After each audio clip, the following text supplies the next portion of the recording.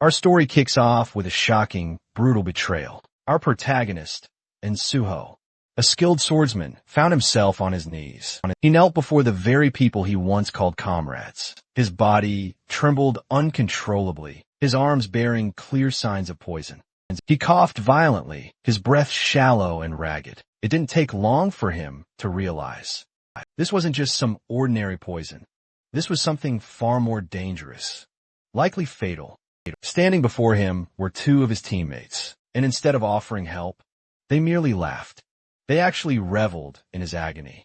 One, a hulking warrior, sneered, saying Suho should have joined their scheme. But Suho had chosen a different path entirely. He remained loyal to his duties as a public servant, stubbornly clinging to his morals, refusing to give in to their corruption. This team had just finished conquering one of the notorious 5 disaster gates, a place where terrifying monsters spilled forth. But now, these bastards wanted to leave the gate open. They didn't want to finish the job, opting instead to ensure the monsters weren't completely wiped out. That way, they could return again and again, because as long as the danger lingered, so did their jobs, their influence, and their status. If the monsters were truly gone, the spotlight would fade, and so would their power. Suho remembered all the time he'd spent with them, fighting side by side in life-threatening battles, trusting them with his very life. And now, here they stood before him, watching him die without a shred of remorse. They justified their actions, claiming Suho was the only one who'd opposed their plan. Everyone else, they said, was on board. Then, the archer stepped forward, casually extending a hand, offering Suho a second chance. He claimed that if Suho agreed to join their side, they'd let him live. But Suho was no fool. How could he possibly trust people who'd just poison him, then stood back to watch him suffer? Besides, he could already feel it. His body had been pushed far beyond its limits. The poison had spread too far to be stopped. There was no turning back now. His survival seemed utterly impossible. But even if he couldn't make it out alive, he could still manage one last act. Take at least one of these traitors down with him. And with that resolve, Suho began to gather every last ounce of his remaining energy. A powerful, vibrant aura erupted from his body. Sharp and overwhelming, a couple from the group were immediately paralyzed with fear, backing away in pure terror. But the woman in the group, even more terrified than the others, tried to calm everyone down frantically, insisting they shouldn't panic. Meanwhile, the archer, clearly on the verge of losing control of his bladder, could tell this was very, very bad. And then Suho moved. In a single, blindingly swift motion, he charged forward. His blade tore through the warrior's arm, and in the very next heartbeat, he beheaded the dark mage woman with deadly, surgical precision. The archer barely managed to retreat in time, dragging the healer along with him. Their smug expressions, once brimming with arrogance, had completely vanished in an instant. They were replaced by pure, unadulterated horror. The healer frantically tried to save the wounded warrior, casting healing spells desperately. But nothing worked.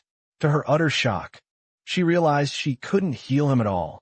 Her eyes snapped to Suho. She saw something utterly strange, something powerful. Suho was no longer just a dying man. He was overflowing with the very power of will itself. And it wasn't just him. His sword had transformed too, now forged completely from that same indomitable will. It was called the Intangible Sword, a weapon born from pure, unyielding determination. But that immense power came at a steep cost. The incredible energy that had kept him standing finally faded. Suho's strength gave out, and his body utterly collapsed. He stumbled backward, plummeting off the cliff behind him. He dropped deep into the valleys below, disappearing from their terrified sight, leaving behind nothing but a chilling silence. Suho slowly opened his eyes once more, to the sound of absolute chaos around him. There was shouting, sirens wailing, and the distinct sound of people running. He was being carried by a firefighter, but he had absolutely no clue what was happening.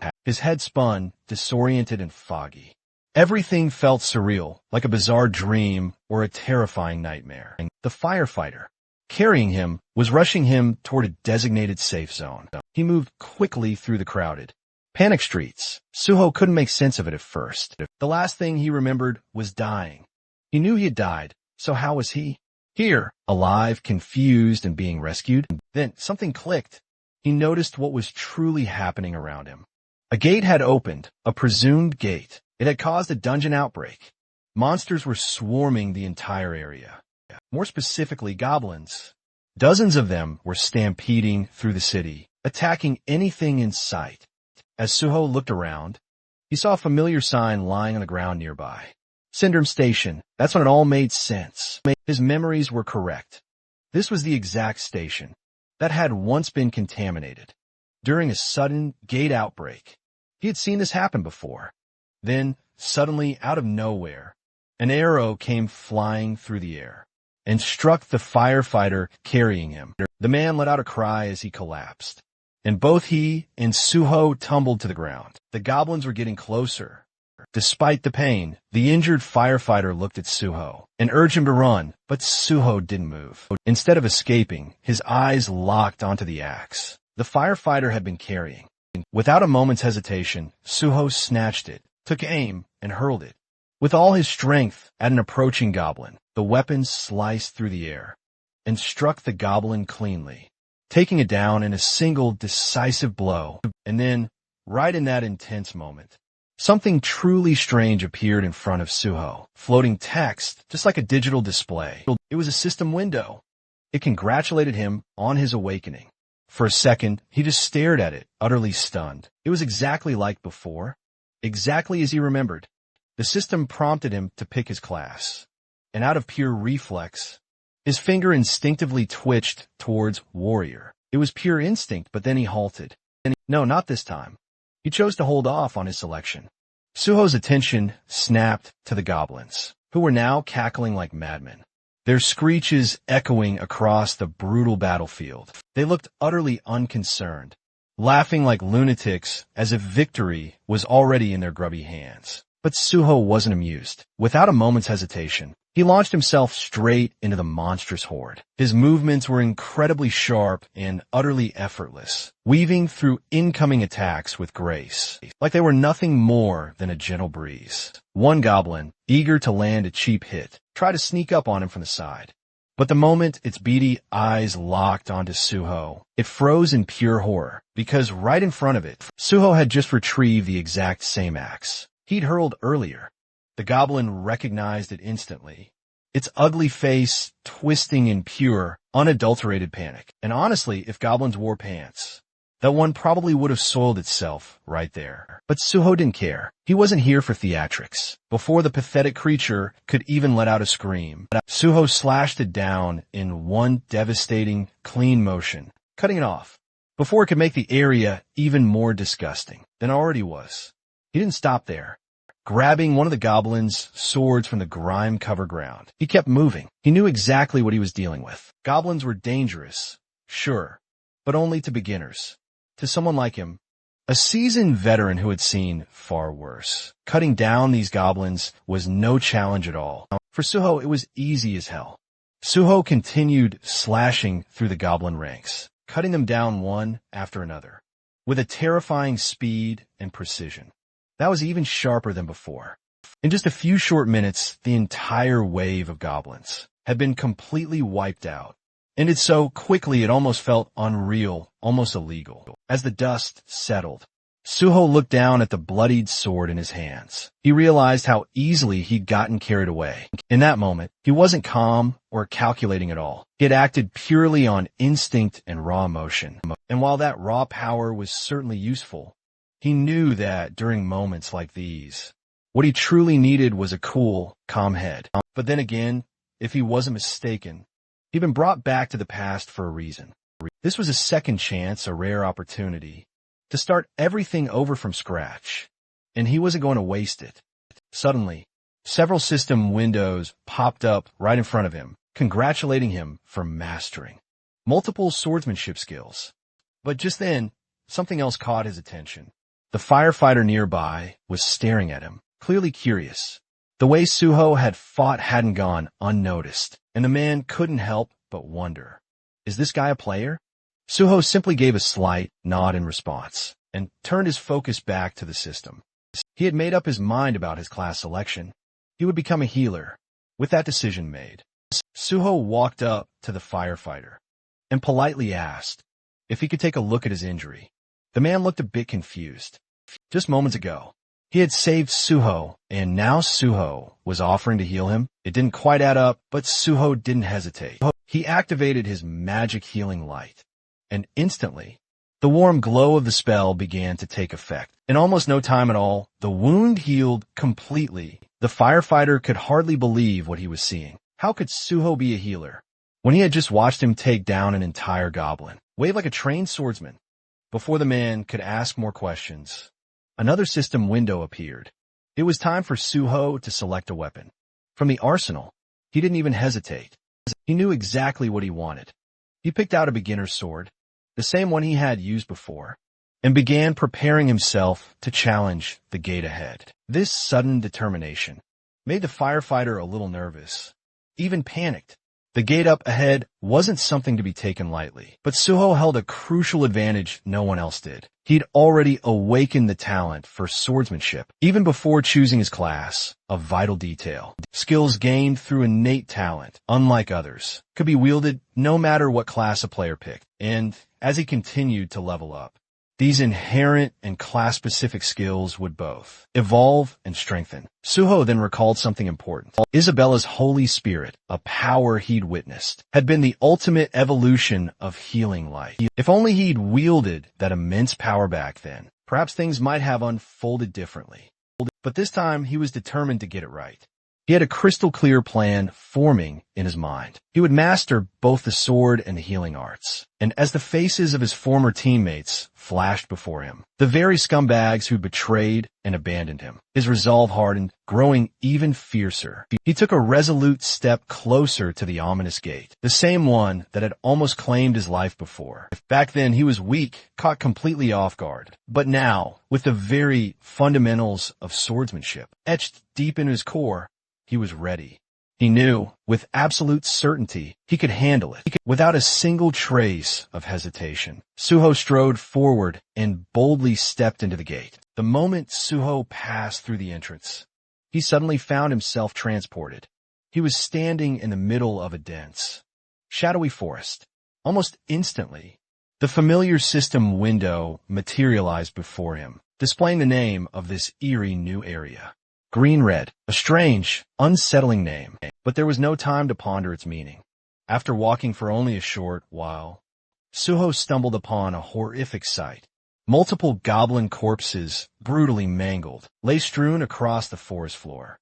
Judging by their twisted positions and terrified expressions, it seemed they'd been fleeing something, or someone far more terrifying than themselves. Their contorted bodies screamed pure fear, not merely defeat. That's when Suho heard something. A low, guttural growl echoed from nearby. He snapped his head toward the source of the sound.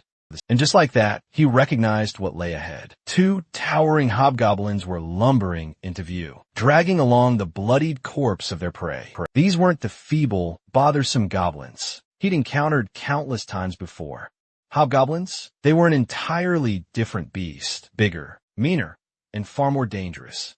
And when they spotted Suho, their eyes gleamed with ravenous excitement. To them, human flesh was a rare, coveted treat. Without a moment's hesitation, they tossed their previous prey aside, then aimed their jagged weapons at Suho, eager to tear into fresh flesh. But what they didn't know, what they couldn't have possibly guessed, was that the human they were drooling over wasn't some ordinary, defenseless prey.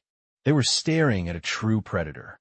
The first hobgoblin charged forward, its blade swinging fast, but it sliced nothing but air. Suho dodged it cleanly, an effortless move. He already knew he was underleveled for these enemies. His weapon wasn't strong enough to cut through their thick hides with ease. But he didn't need to rely on brute strength. He knew exactly where to strike. In one swift motion, he lunged straight at the first hobgoblin, aiming directly for its eye. The attack hit its mark perfectly. The creature let out a piercing screech, loud enough to rattle the very forest trees. Suho, ever the soft-hearted one, ended the poor monster's pain by killing it. But Suho never intended to kill it so quickly. His attack had been too effective. It was a pure, habitual mistake. He had hoped to use the creature to gain skills and experience from the fight, but he'd accidentally killed it too soon. Turning toward the remaining hobgoblin, Suho decided to make proper use of this one. The second monster, furious over its fallen comrade, roared and charged forward, swinging its weapon wildly in a fit of rage. But Suho was calm. He focused, dodging each attack with careful footwork. The hobgoblin slashed left, then right, swinging frantically like the beast it was, but none of its blows landed. In this world, repeating the same action over and over could eventually lead to acquiring a skill related to it. Suho knew this, and sure enough, after evading several more attacks, a small grin played on his lips. He just snagged a dodge skill, but he wasn't stopping there. Now he set his sights on his second skill. Suho started expertly parrying the incoming strikes, deflecting every blow with pinpoint timing. Parrying wasn't just some basic move. It was deeply rooted in weapon-based combat and served as a crucial foundation for many advanced skills. It was essential, and Suho needed it. After a few more flawless parries, the system finally notified him he'd gained the parry skill. Unfortunately, by then, the hobgoblin was utterly exhausted. It staggered, breathing heavily, clearly at its breaking point.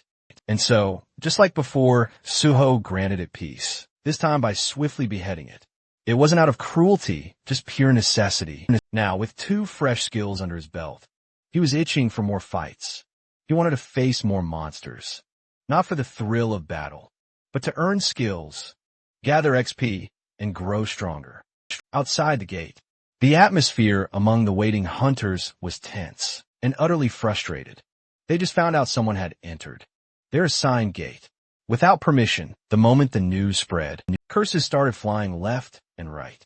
Most were furious and felt completely disrespected, grumbling about how someone dared to step into their territory. Some were already making plans to teach this mystery intruder a lesson. Once they came back out, they weren't going to let that slide easily. Meanwhile, not far from the gate, a firefighter was in the middle of a serious conversation. He was speaking with a few men in suits, people from the Hunter Association.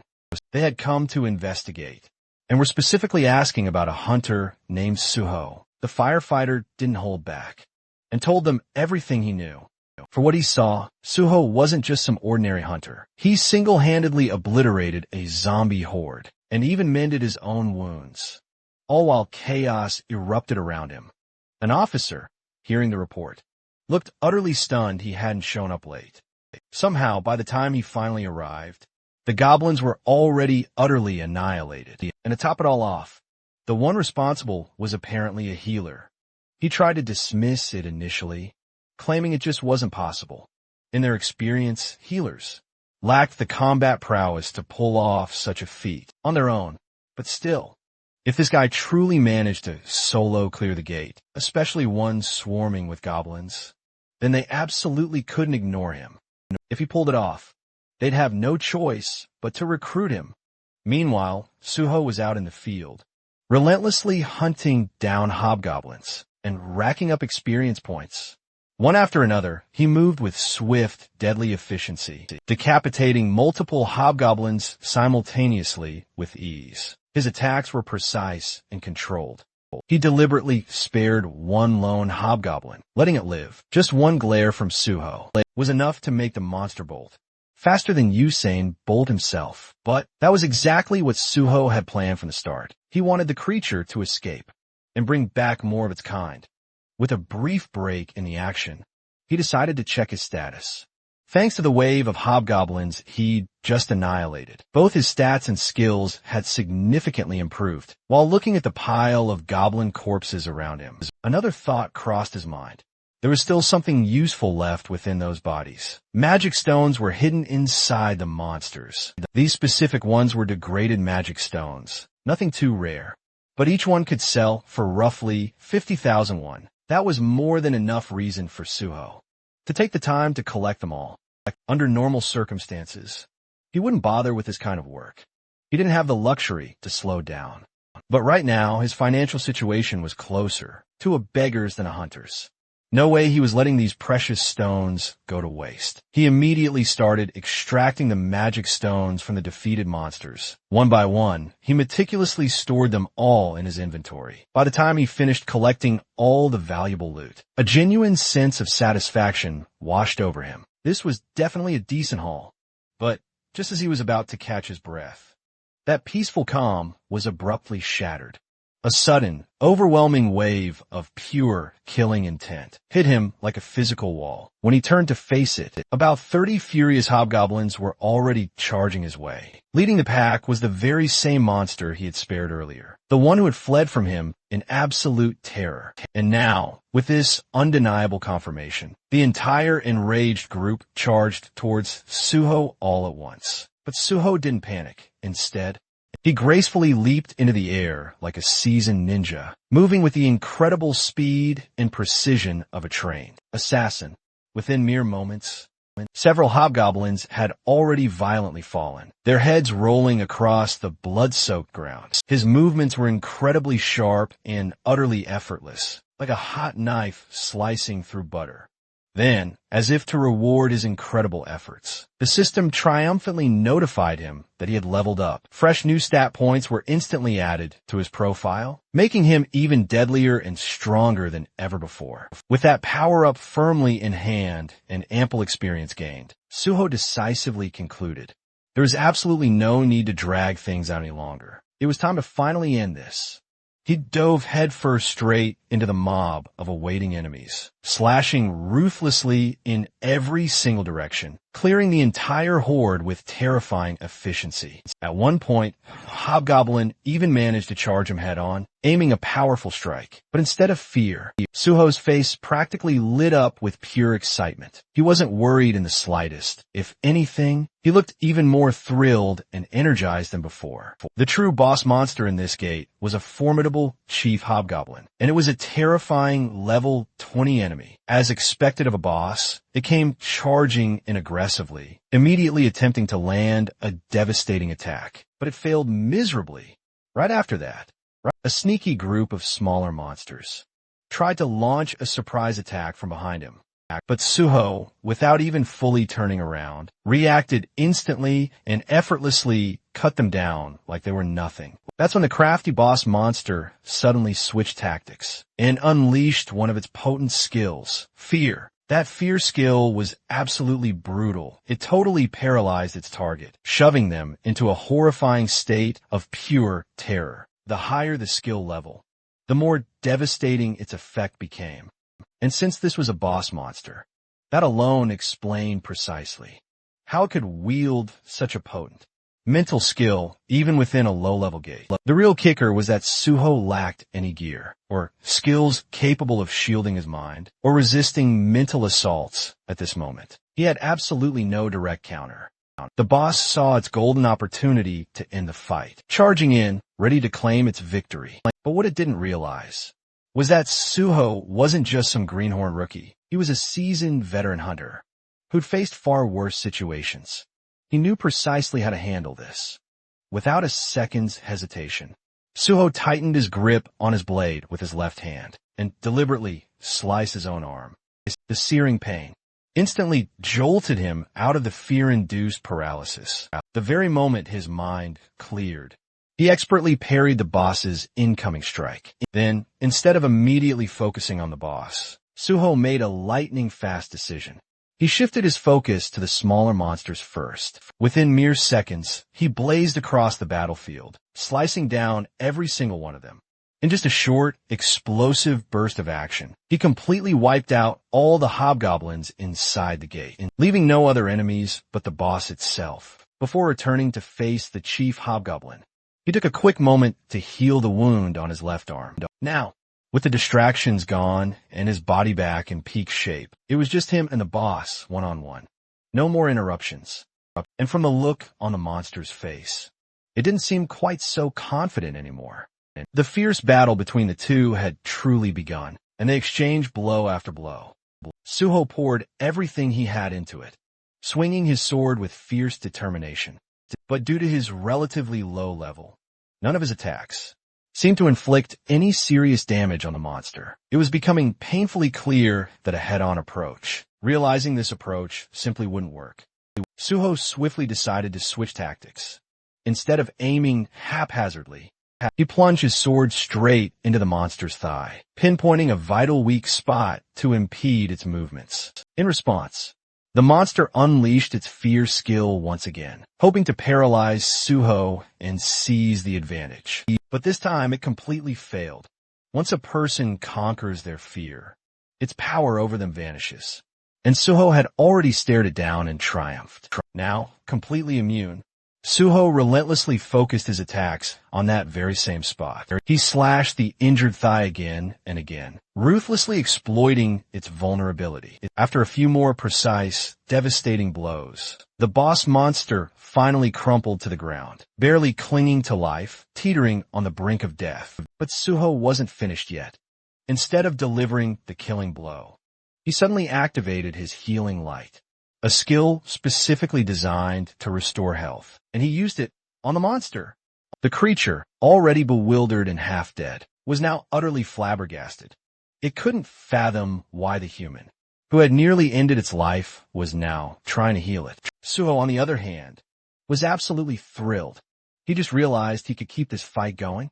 By repeatedly attacking and then healing the monster, he could extend the battle indefinitely and use it as intense training. Some time passed in this bizarre cycle: attack, injure, heal, repeat. And with every single round, Suho grew stronger, his skills steadily improving. Eventually, he upgraded several of them to A and B ranks. Meanwhile, the boss monster, once proud and absolutely terrifying, was now completely consumed by pure fear. It couldn't even bring itself to look at Suho anymore. Now that Suho had learned everything he possibly could from this encounter, there was nothing left to gain. The monster's role in this trial was finished. It had served its purpose. With a calm, resolute expression, Suho ended it all, beheading the monster without a moment's hesitation. Just like that, the gate had been conquered. Suho stood triumphant. He was crowned the MVP of the gate. Raking in bonus experience on top of all that, his level had now shot up to 10. A monumental milestone for any seasoned hunter. Even his healing ability, Healing Light, received a massive upgrade, soaring to E rank. And along with it, he unlocked a brand new skill, Cure. It might not seem like much at first glance, but if his skills kept developing at this incredible pace, it wouldn't be shocking if, one day, he could neutralize even 10,000 types of deadly poisons. This was only the very beginning, but the path ahead was undeniably promising. With everything neatly wrapped up, it was finally time to move on. Suho turned toward the gate's looming exit.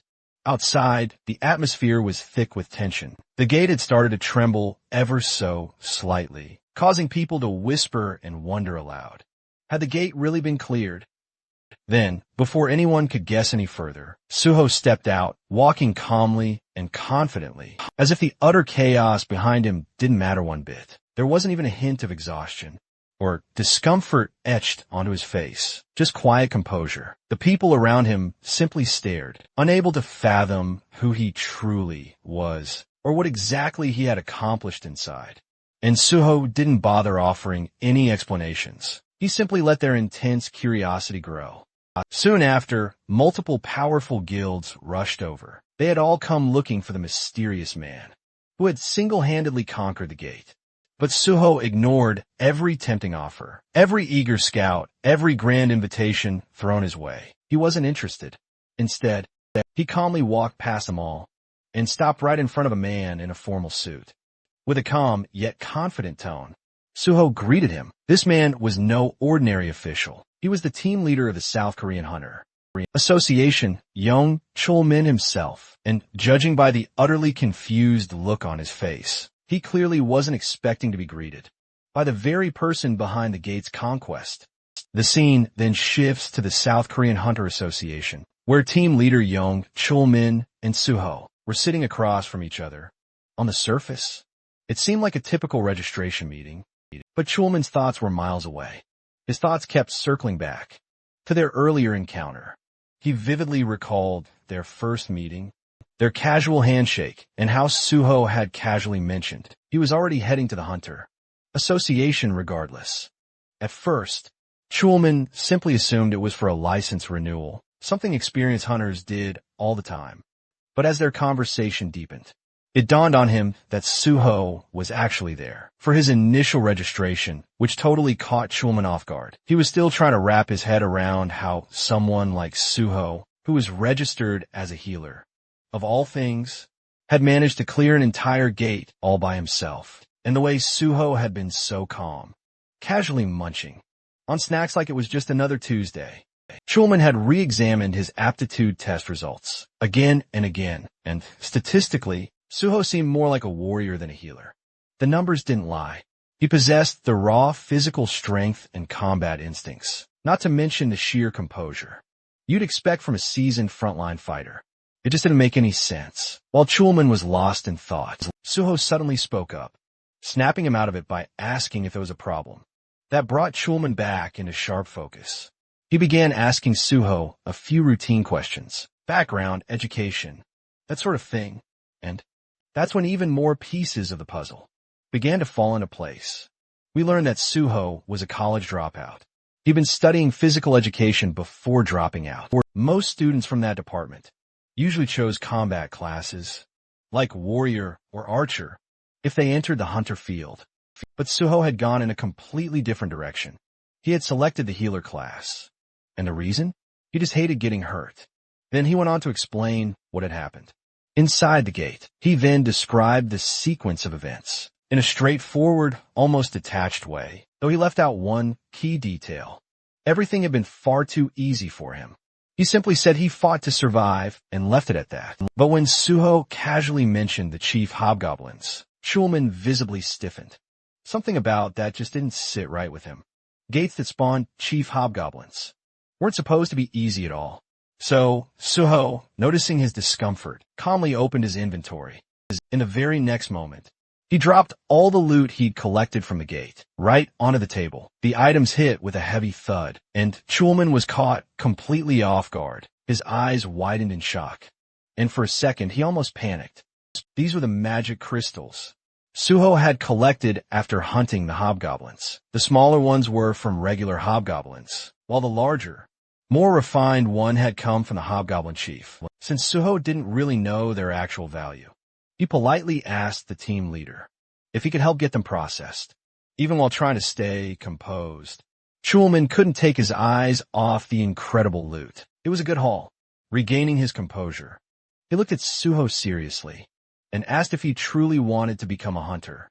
When Suho nodded, that simple agreement sparked real excitement in the team leader's eyes. Trying to steady himself again, Chulman asked whether this decision was made purely on impulse. But Suho responded with a calm smile and said, no, it wasn't impulsive at all.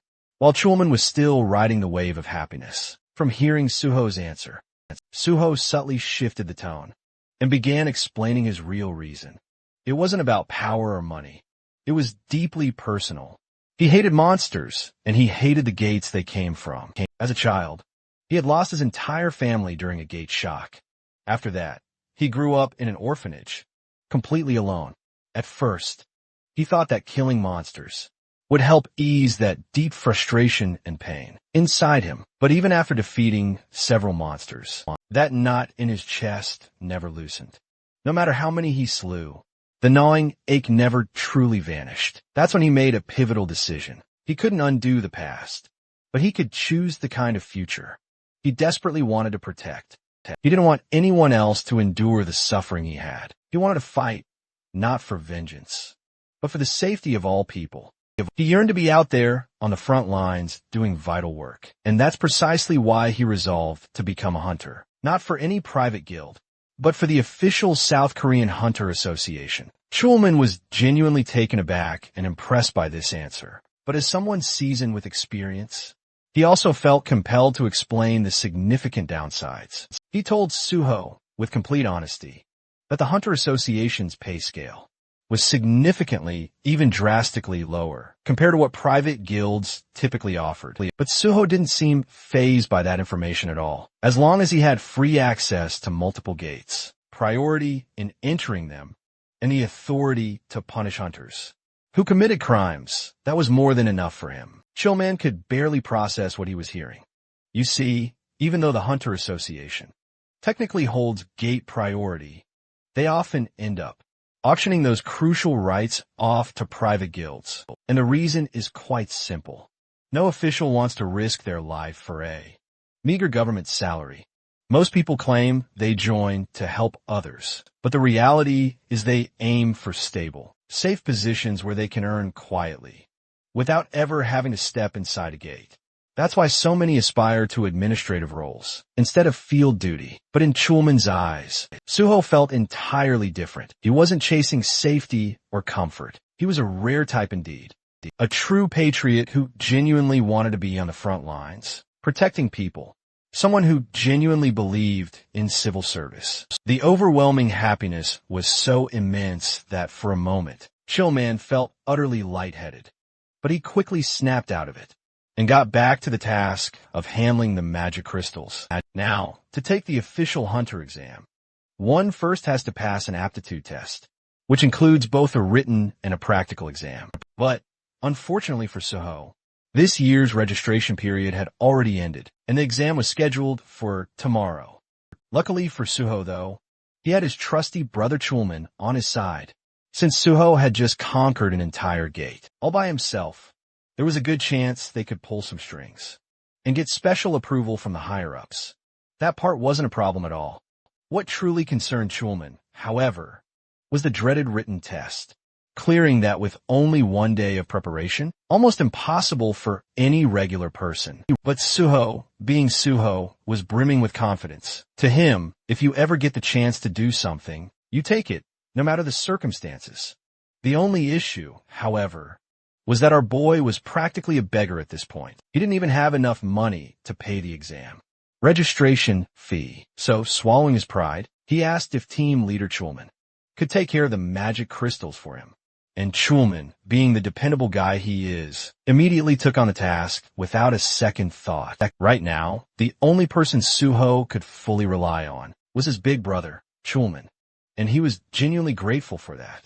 After some time, they completed all the aptitude tests. Team leader Chulman then sent Suho the money they got from selling the crystals.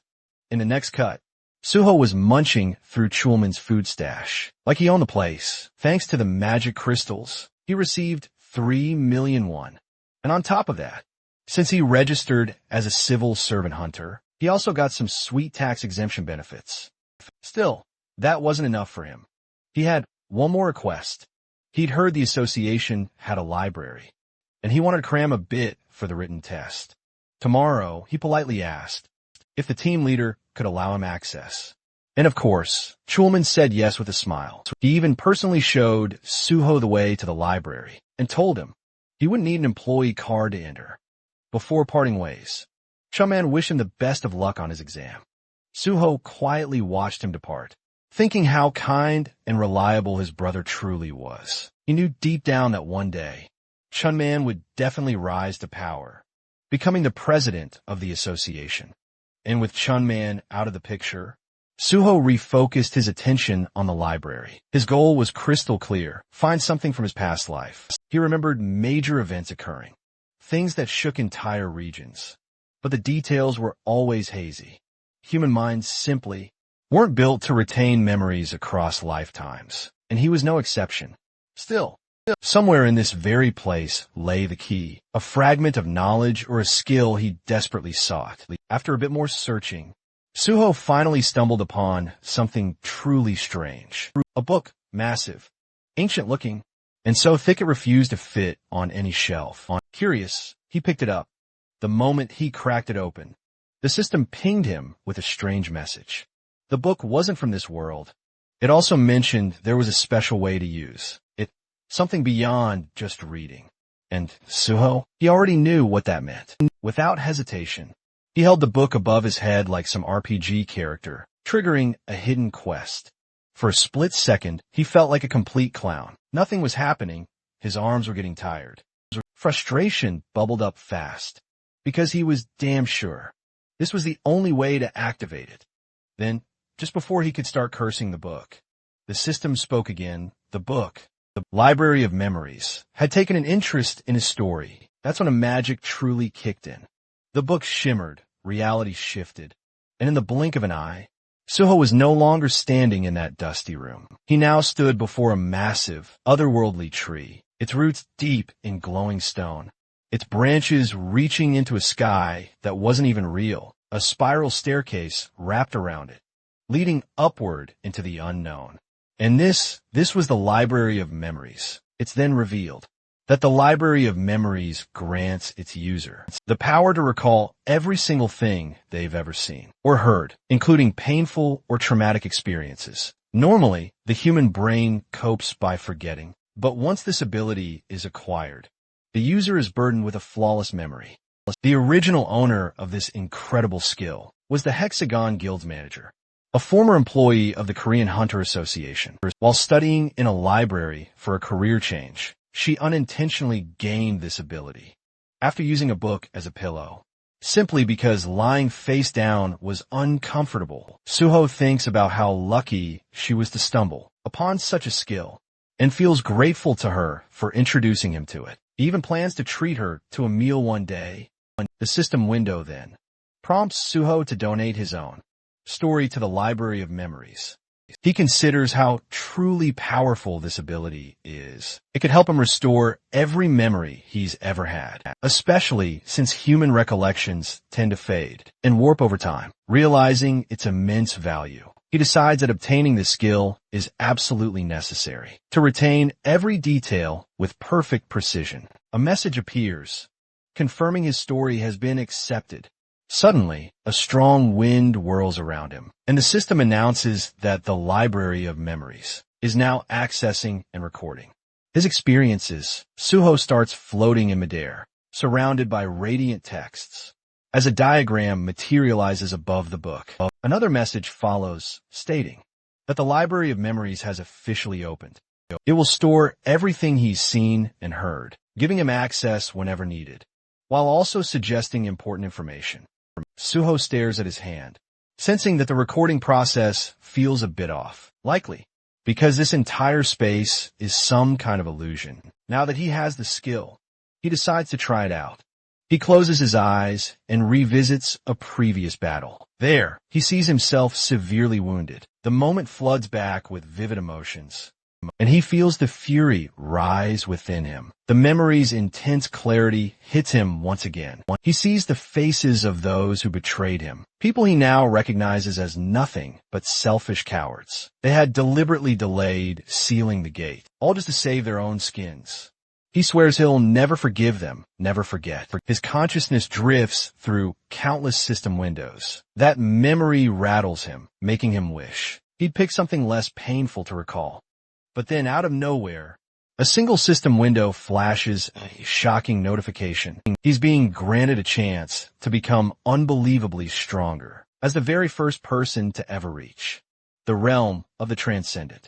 The system proudly announces a reboot for player on Suho. He's utterly speechless as the world around him slowly reverts to normal. A powerful thought crosses his mind. Could the system truly have sent him back in time?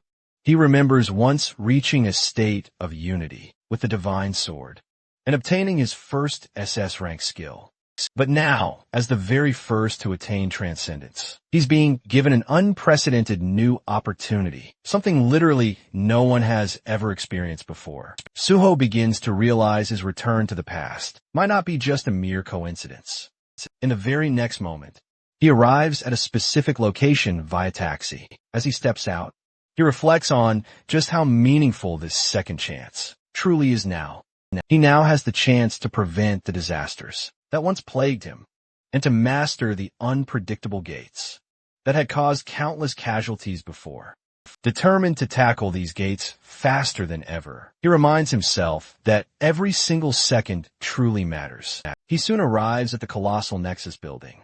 Standing before it, he's instantly impressed by its sheer size and acknowledges this as the country's biggest private hunter academy. He also sees it as a place where he can earn some serious cash to secure his future. With firm resolve, he heads inside, A cheerful receptionist greets him, asking the reason for his visit. Suho responds, stating he wants to meet Director Kim Soo. The receptionist looks utterly surprised. He's asked if he has an appointment. Suho says no, but firmly insists it's urgent. He simply asks her to relay a message. The solo conqueror of Syndrome Station, a pre-catastrophe gate, is here. The scene then shifts to the director's office. A calm woman introduces herself as Kim Soo, the director of Nexus Academy. Suho introduces himself as On Suho. Director Kim invites him to sit and acknowledges his achievement at the Syndrome Gate. She then probes, asking why he's come to Nexus. Suho explains he's here to apply for a scholarship. The director is clearly stunned by the request. Suho confirms it and mentions that he also plans to take the hunter license test, scheduled for the very next day. Still trying to wrap her head around the situation, Director Kim asks how long it's been since he awakened. Suho calmly replies, "It happened today." Shocked even further, she checks her documents and repeats in disbelief. An unregistered hunter who awakened just today wants to take the test tomorrow and has already solo cleared a catastrophic level gate. Suho confirms everything, then adds that a connection within the Hunter Association helped him secure a spot in the exam. His goal is simple, to rank first. His confident declaration leaves the director even more stunned. Then Suho states his condition. If he ranks first, he wants to be officially granted Nexus scholarship, student status with full financial support. Suho knew full well that for an unknown newcomer, reaching the top wouldn't be easy. But he wasn't some mere beginner. He was a battle-hardened veteran who had cleared countless gates. Whether anyone else believed him or not didn't matter. That choice was entirely up to them. Director Kim recognized that clearing such a dangerous gate alone was no small feat still. She reminded him that the hunter test was a completely different matter, with an average pass rate of less than 20%. Suho made it clear, if he didn't get first place, they could simply ignore him and completely scrap the scholarship agreement. Intrigued, Director Kim asked why he chose Nexus instead of other more prestigious academies, like Hexagon or Prime. Suho answered bluntly, despite being the biggest academy, Nexus had hit a rough patch in recent years. It hadn't produced a single top-ranking student, and that had severely hurt its reputation and admissions. Silently, Director Kim acknowledged the harsh truth. Nexus was in desperate need of a major success, and no current student had shown any signs of becoming a breakout talent. If Suho really did take first place, Nexus would gain the most from the spotlight. His proposal, in that sense, was perfectly timed. Still, the director couldn't help but wonder, what kind of person makes such a bold offer? With that much confidence? Curious, she asked how much money he was expecting from a scholarship. Suho responded by asking about the rewards for becoming the top student. She explained that the prize included a full refund of tuition, an additional bonus of 30 million won, and the opportunity to immediately join the Nexus Guild. Suho nodded. It seemed fitting for the country's largest academy. But then, with a grin, he added, 300 million won would be even better. The sheer numbers stunned Director Kim. But Suho kept going, saying that, considering the advantages that came with being the top student and the scale of the academy, the amount was fair for Nexus. 300 million won wasn't much, anyway. Deep down, Director Kim knew he wasn't wrong. Reluctantly, she agreed and told him that if he ranked first, she would pay him the 300 million. Later, Suho wandered around the campus. The more he explored, the more he realized just how enormous it was. Bigger than most amusement parks. Once enrolled, he wouldn't be missing anything. The staff member showing him around chuckled proudly, explaining that Nexus was the largest academy in all of South Korea. Suho then noticed the guide looked tired and figured he'd probably woken him up just for this late-night tour, feeling a pang of guilt. Suho thanked him for showing him around so late.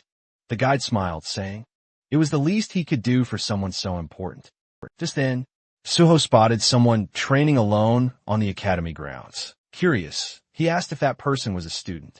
The guide nodded, explaining that student trained every night at this hour. He was a most hard-working student in the academy. Suho was intrigued. The student's name was Diwon. The guide called out to him, reminding him to take care of his health, to which D1 replied with a smile, saying he had to push himself harder, since he was already in his third year.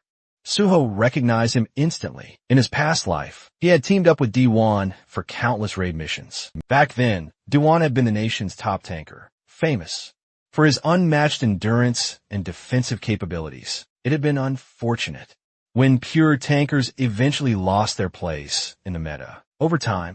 But now, seeing D1 wielding an axe instead of shield, Suho realized D1 still hadn't unlocked his real potential. This was a perfect opportunity. He could guide D1 now and eventually recruit him into the Great Hunter Association. So the guide introduced the two of them. After a brief greeting, Suho asked if D1 intended to use the battle axe as his main weapon. D1 confirmed it. Suho then asked why he chose that particular weapon. D1 explained that, since he aimed to be a frontline fighter, his instructors had suggested the axe, saying it matched well with his build. The guide chimed in, adding that few weapons could rival the battle axe in sheer destructive force. Suho asked if D1 had only trained with the axe. D1 admitted he had, calling himself a slow learner, and said trying out multiple weapons felt like a waste of time. It had taken him 2 years just to get somewhat decent with the axe. And even now, he wasn't exactly feeling skilled with it himself. Suho quietly took in the situation and quickly grasped the core issue. It wasn't Dahan's lack of effort, but the axe just wasn't right for him. It wasn't about his dedication at all. It was simply a case of poor direction. If his progress hadn't improved sooner, he should have just switched weapons. Suho found it absolutely astonishing that even the nation's top academy missed something so incredibly obvious. He suggested a completely different mindset. Since players would eventually get stat adjustments, it made more sense to choose a weapon that felt inherently natural to them. With proper skill correction effects, proficiency could skyrocket quickly, but true combat performance relied on knowledge and experience, especially in Dahan's case. The battle axe was a clear mismatch. While it could deliver heavy hits, the long cooldowns left users incredibly vulnerable, and considering Dahan's already large frame, it became even harder to effectively protect him. When Dahan heard this, he was visibly taken aback. He'd spent the last 3 years training with an axe. Suho acknowledged his dedication, but gently pointed out that Dahan's true strength might actually lie in tanking. He advised Dahan to try a kite, shield on his left arm, and a one-handed blunt weapon in his right hand. According to Suho, this setup would significantly enhance Dahan's overall combat effectiveness. Dahan hesitated. Switching roles right before the exam felt incredibly risky, especially since the test was literally the very next day. Suho then asked him to really think about what truly forms the backbone of any raid party. And while many might believe it's the mage, in reality, it's always the tank. The tank's job is to draw the enemy's focus and protect the team. To do that effectively, a tank needs both a shield and a secondary weapon for proper crowd control. Suho's reasoning finally clicked with Dahan. Inspired by this insight, he decided to give a shot. Suho was glad Dahan didn't let doubt hold him back and admired his quick thinking and adaptability. Suho wished him luck, and Dahan thanked him before heading out. Immediately afterward, the guide explained that Director Kim had asked him to give Suho a tour, which is why he'd introduced him as a guest. But now the guide was curious. Was Suho actually an instructor? He seemed to know a lot about combat and contracts. Suho clarified that he was an instructor, though internally he realized it probably looked suspicious for someone without a license to know so much. He explained he was more like a stakeholder. The guy nodded and mentioned he just received a call. The contract was ready, and it was time to return to the director's office. Then came the day of the hunter test. The area in front of the association building was packed with examinees, all armed with swords and ready to earn their hunter licenses. Everyone had been preparing relentlessly for this moment, sharpening their skills and reaching peak performance. Ironically, Suho, the same man who had cleared a gate all by himself, was in his worst condition. After finishing the test, Suho walked out, reflecting on the purpose behind it. It had been organized because of concerns over possible doping. But in his opinion, those measures didn't mean much. Most cheaters didn't use drugs. They used skill buffs during the test. One woman in particular, and several others had shown magic levels. No one at level 5 should naturally have. The system then notified Suho that his magic sensing ability was far sharper than most. He had fully mastered the skill of magic detection. Thanks to that, Suho found it easier to notice oddities, although nothing had been officially reported. He could already tell that many were cheating.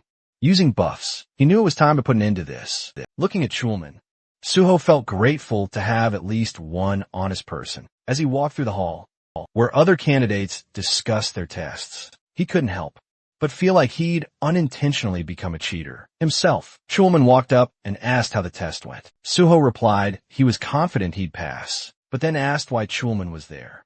Schulman explained he was helping out, since the association was always short-staffed. He'd also heard that this written test was the hardest one yet, but Suho's confidence was impressive. Suho responded he believed he had solved it, and asked if he could bring something up. Schulman agreed, as long as it wasn't about the test itself. As Suho said, it was somewhat related. He pointed out that during the test, there hadn't been any checks for buffs, and asked why. Schulman asked what he meant by buff checks. Suho explained that while the association did conduct urine and blood tests to prevent drug use, and confiscated personal items to prevent cheating through gear, they didn't seem to check for skill-based cheating. He suggested that using magic detection could help spot buffed individuals more effectively. Schulman appreciated the input and promised to look into it before the practical exam. Suho said he'd get ready for the next test. Before he left, Schulman stopped him and said he personally hoped Suho would do well and that they'd get to work together. He wished him luck on the practical, and Suho thanked him. 30 minutes later, at the site of the practical test, the announcer informed everyone that the exam had been delayed by 2 hours due to issues with the dive capsules. All candidates were directed to grab lunch at the cafeteria and wait either in the lounge or the training area. But Suho wasn't convinced. It felt like an excuse. He suspected that brother, Schulman, had already started cracking down on those trying to cheat, using buffs, moving swiftly, just as he'd expected, with 1,200 candidates and a pass rate of under 10%. Spotting cheaters could easily slash that success rate down to a mere 7%. Anyone who managed to pass under those brutal conditions would undoubtedly be truly top-tier talent. Suho decided to observe the other candidates closely to spot anyone who might be worth keeping a keen eye on. Just then, some loud voices caught his attention. One man was loudly challenging another to a match. The second guy snapped back instantly, telling him to back off and stop picking fights. But the first guy clarified that he merely wanted to spar, joking that the other was simply afraid his lack of skill would be exposed for all to see. Annoyed, the second man shoved him hard and angrily told him to stay out of his face. The first man then raised a wooden sword, asking ominously what would happen if he struck first. Before the situation could escalate further, Suho decisively stepped in and blocked the wooden sword with his own expertly, making the attacker pull back in surprise. The second man was utterly stunned and asked Suho if he'd completely lost his mind. But Suho calmly said he'd handle the situation and told the man to stay out of their business. The guy skeptically asked who Suho even was. Was he some kind of officer or something? Suho simply stated he was just another test taker, but he warned that dealing with someone like this attacker would only cause unnecessary trouble for them all, so it was best to simply leave it to him. The attacker then aggressively questioned why Suho was getting involved at all. Suho smiled, introduced himself calmly, and offered to be the attacker's sparring partner instead. Since you're so eager for one, he quipped. But the attacker wasn't impressed in the slightest. He scoffed, sneering. He wouldn't waste his precious time sparring with someone weak. Like Suho, that word weak caught Suho off guard. The attacker claimed Suho just got lucky earlier, nothing more, and warned him not to get arrogant about it, ordering him to leave. But Suho quickly turned the tables, asking if he was actually scared. The attacker, visibly annoyed, asked what that was supposed to mean. Suho suggested they find out if it really was just luck, hinting the attacker was simply too scared to test it. This thoroughly provoked him. The man instantly accepted the challenge, hurling insults like a madman, and calling Suho just another coward in the crowd. Suho agreed to the spar, but insisted they first get a supervisor's approval and use the designated sparring arena. With permission granted, both combatants stepped into the training arena, immediately drawing attention from nearby students. The referee reminded them that they could only use training weapons provided by the association, and warned that the match would be stopped if things got out of control. As the match began, the attacker charged first, swinging his wooden sword wildly. Suho blocked it with ease. The attacker then leapt into the air, swinging downward, but Suho dodged effortlessly, furious and surprised. The attacker threatened to tear Suho apart, but Suho stomped down on the man's wooden sword and taunted him, calling him pathetically weak. The insult pushed the attacker over the edge. This man, Park Young, was known as a mad swordsman, obsessed with strength, always seeking out skilled opponents to fight. His thirst for power had turned him into a relentless combatant. Suho remembered how skilled Young had been during their last encounter and was surprised to see him among the same batch of test takers. He immediately realized that Young needed to be stopped before repeating past mistakes. Without warning, Suho delivered a powerful kick that sent Young flying as he hit the ground. Suho mocked his earlier arrogance. Stunned, Young questioned how Suho was so strong. Suho calmly warned him that charging in blindly wouldn't work, hinting that Young had never faced someone as powerful as a level 10 before, as most of his previous opponents probably never got past level 5. Getting back up with a smirk, Young admitted Suho seemed too calm and announced he'd go all out. Suho welcomed it. Young unleashed a barrage of strikes, but Suho dodged them effortlessly, with just one hand gripping his sword. Yang's attacks had definitely escalated, both in speed and power. Suho acknowledged the raw force fueling them. Then, Yang went all out, unleashing his signature dragon sword technique. A flash of blinding light erupted as their swords clashed. Yang was certain he'd finally landed a decisive hit and began to celebrate. But when the light faded, Suho was still standing, completely unharmed. He'd blocked the attack, shocking Yang. Yang trembled, demanding an explanation. Suho smirked, simply stating the attack was too slow. In reality, Yang had only managed a basic version of the dragon sword technique. Without a hunter's license, it was impossible to master the true technique. Enraged by the humiliation, Yang charged again, but Suho dodged every attack with effortless ease. At one point, Suho dropped into a crouch, baiting Yang into one last reckless charge. Just as Yang shouted that the match was over, Suho landed a powerful upward strike to his chin, knocking him out cold.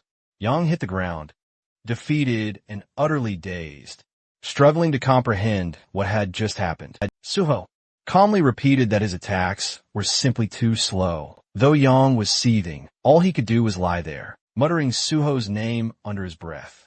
Watching this, Suho realized that Yang's obsession would now revolve entirely around defeating him, ignoring everyone else in the process. With that distraction taken care of, Suho figured the testing center might finally quiet down. Meanwhile, the supervisors who had been observing everything were left utterly stunned, snapping them out of their daze. Suho casually spoke up, reporting that he'd accidentally knocked out Park Young and asked them to take care of him. In the next scene, Suho sat inside a room filled with various machines. Looking around, he noticed there were more skilled individuals present than before, probably anti-doping inspectors, disguised as technicians. As the room grew noisy, Suho visibly bristled with irritation, clearly wishing everyone would just leave. A technician then approached him and told him to lie down. He then explained the emergency button's function in case anything detached during the dive. Suho confirmed his understanding. With the system now powered up, Suho settled onto the platform.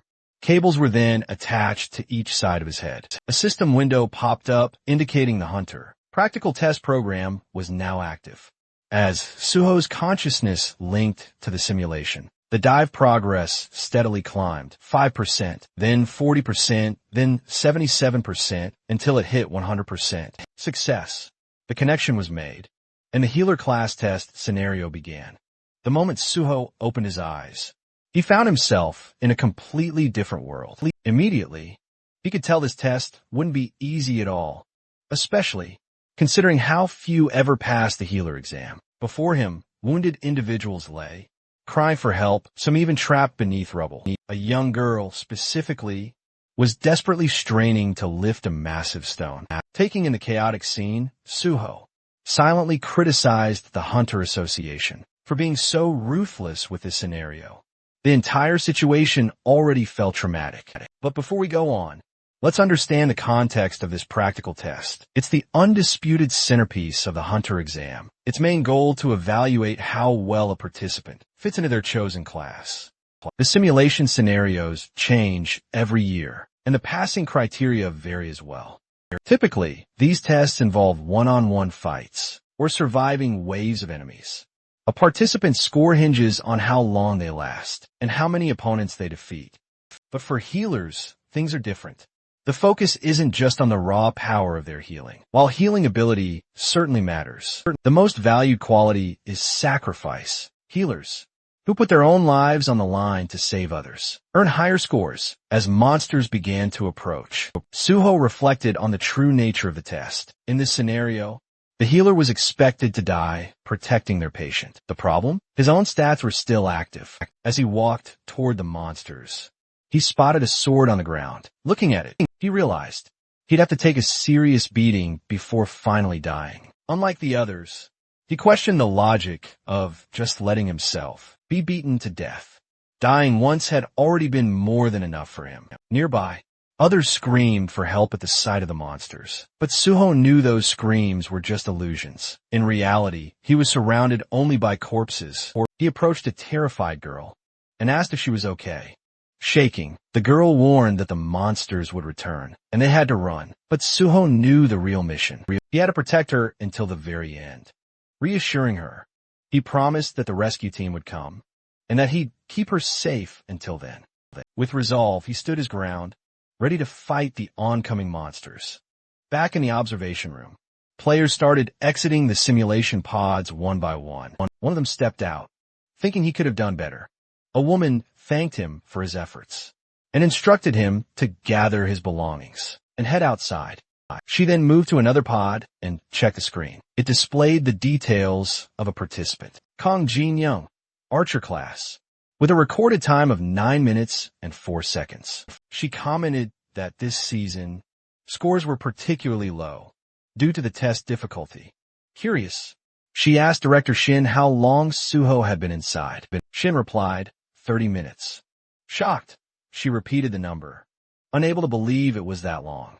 Rushing over to Suho's machine, she checked the display herself. 30 minutes. Still in disbelief, she asked if Suho was a warrior. Shin corrected her, saying Suho was a healer. Refusing to believe it, she accused him of lying. But Shin pointed to the sword Suho was holding and insisted she look closely. Together, they meticulously reviewed the simulation footage. Watching Suho in full-blown action, the woman questioned again if he truly was a healer. Utterly impressed by his combat prowess, she wondered aloud if he might be disqualified for simply refusing to die. But Director Shin quickly clarified, there's no rule that actually requires death. The test's true purpose was to protect the patient. She nodded in agreement, understanding the true objective. Shin elaborated further. Suho was perfectly meeting all the conditions. He never abandoned the patient, fought fiercely by her side, and continued healing her throughout. He was risking his life purely to protect her, as long as all conditions were met. Disqualification simply wasn't an option. Hearing that, the woman concluded that the top score for this grueling exam had already been decisively determined. Meanwhile, Suho was still fiercely battling inside the simulation, with truly incredible skill. He sliced through swarms of monsters in a single, powerful blow. But even after his decisive victory, Suho felt it still wasn't enough. He needed to be faster. As more monsters appeared, he eliminated them one after another, relentlessly, showing unwavering focus. Eventually, he wiped them all out. A system message then popped up. Your understanding of the skill footplay is exceptionally high. Congratulations, you've mastered footplay. Suho read the message, instantly realizing that, although this was technically a simulation, since it was based on real-world mechanics, the system could still recognize his incredible physical control. The system acknowledged that he was directly controlling his body, making it possible to master physical skills. That is, even here, though, the experience gained was less than in real combat. It was still an incredible way to train. In addition to swordsmanship, he had picked up various essential skills and upgraded all basic sword techniques to A rank. There were no experience points or item rewards, but the results were still incredibly satisfying. If he could eventually raise all his sword skills to A rank or higher, he might even be able to develop a technique, just like Park Yong's dragon sword technique. Another message popped up. Great achievement. Your understanding of swordsmanship truly surpasses everyone else's. The system is impressed by your unique style and wishes to register it. Would you like to create a new swordsmanship skill? By combining your basic sword techniques and footwork, Suho grinned, finally ready to forge his own style. Guardian Sword? A confirmation window appeared, asking if that would be the official name. Suho confirmed, and another message congratulated him for his supreme mastery and recognized the creation of a new, unique swordsmanship skill. Guardian Sword S. This new ability boosted the effects of all his sword and footwork skills by a whopping 50%. As a reward for this immense achievement, the system awarded him 10 bonus stat points and expressed its hope that Suho would continue walking the glorious path of the sword. A final message confirmed. He had unlocked Sword Mastery S, a privilege granted only to those with a deep understanding of swordsmanship. This lifted all restrictions on learning and using sword techniques, enhanced all sword-related abilities by another 50%, and removed any limitations tied to sword use. Suho quietly thought back to his past life. Back then, it had taken him over 10 years to reach this level of skill. But now, thanks to the knowledge he carried from that life, he had progressed much, much faster. He recognized how much his value had truly grown, turning his focus to the exam. He recalled that the number of monsters was predetermined, and he couldn't help but wonder how much effort had gone into preparing the whole thing. With all his objectives completed, only 2 paths remained. Either die at the hands of the monsters, or wipe them all out. Elsewhere, the supervisors watching the live footage were left utterly speechless. They couldn't believe what they had just witnessed. For the first time in the history of practical exams, someone had utterly annihilated every single monster. They were left utterly breathless, not just by his combat prowess, but also by his incredible success in healing the patient. One examiner even playfully quipped that there was no need to even bother checking the rankings. The winner was crystal clear. A few days later, the scene shifts to the Hexagon Guild's headquarters. A confident guild member declared that their star student, Kian, would undoubtedly be this year's top scorer. Another member readily agreed, proud of all the painstaking effort they'd poured into his training. But then someone noticed a congratulatory letter. As it was read aloud, confusion quickly spread. Kian wasn't the top scorer after all. The name on the letter was Suho. Everyone was stunned. The atmosphere immediately shifted, tense and confused, as someone urgently asked where Kian was. At that very moment, the guild master received a call, and the scene shifts once more. Suho was now on a call with the team leader. The leader apologized for the belated congratulations, explaining he'd been completely swamped with work, but he still made sure to profusely praise Suho for earning the highest score. He admitted he hadn't expected such incredible consistency from him. Suho humbly responded, saying it was all thanks to the team leader, though the leader quickly deflected the credit, saying Suho's achievements were entirely his own doing. He also pointed out that Suho's exceptional performance had helped expose a number of blatant cheaters who were illegally boosting their skills. This would lead to much tighter rules in future exams, which he saw as a truly positive outcome. Then, the team leader cautiously brought up a question. Was Suho still interested in joining the Great Hunter Association? Suho replied that, although he might stay with the guild a bit longer, his ultimate goal hadn't changed at all. He still fully intended to join the association. The team leader appreciated his direct and clear answer and said he'd reach out once the recruitment or testing schedule was ready. Suho agreed with a smile before ending the call. The leader reminded Suho to eat properly and look after his health, and Suho returned the same kind words. And after the call ended, the team leader glanced at something in his hand and quietly reminded himself to eat as well. Meanwhile, Suho paused for a moment, the leader's tone still echoing in his mind. It fell off, he wondered. Was everything all right? Just then, his phone rang once more. Suho checked the caller ID, immediately recognizing the caller. He answered, introducing himself formally. The caller was none other than Kim Soo, who immediately congratulated him on his success and confirmed that his payment had already been sent, as per their agreement. Suho acknowledged her impressive efficiency, praising her large guild's professionalism. Then, she dropped her big proposal. She invited Suho to join the esteemed Nexus Guild, promising unparalleled benefits, far beyond what any other guild could offer. Curious, Suho pressed, asking how far they were willing to go. Kim Soo assured him she'd do absolutely everything possible to meet his every expectation. As a top student and scholarship recipient, she continued, adjusting the contract terms would be no problem. She even eagerly suggested meeting in person to finalize the exciting deal. Suho, however, politely declined for the moment, mentioning he already had personal plans for the day. He promised to review his schedule soon and get back to her with an update.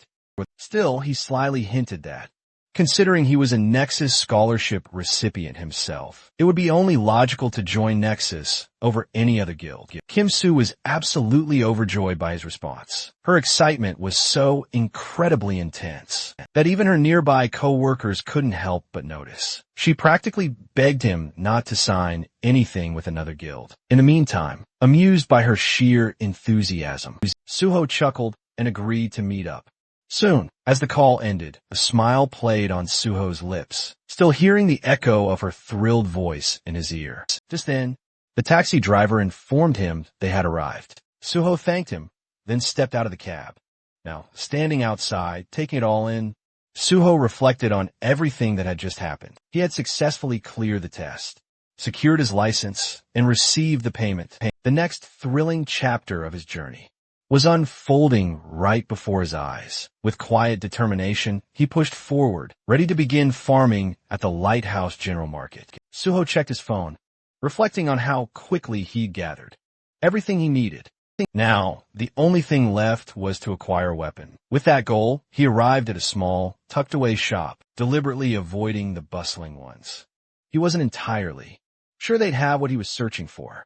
As he stood outside, he wondered if this quiet place might just hold the perfect weapon.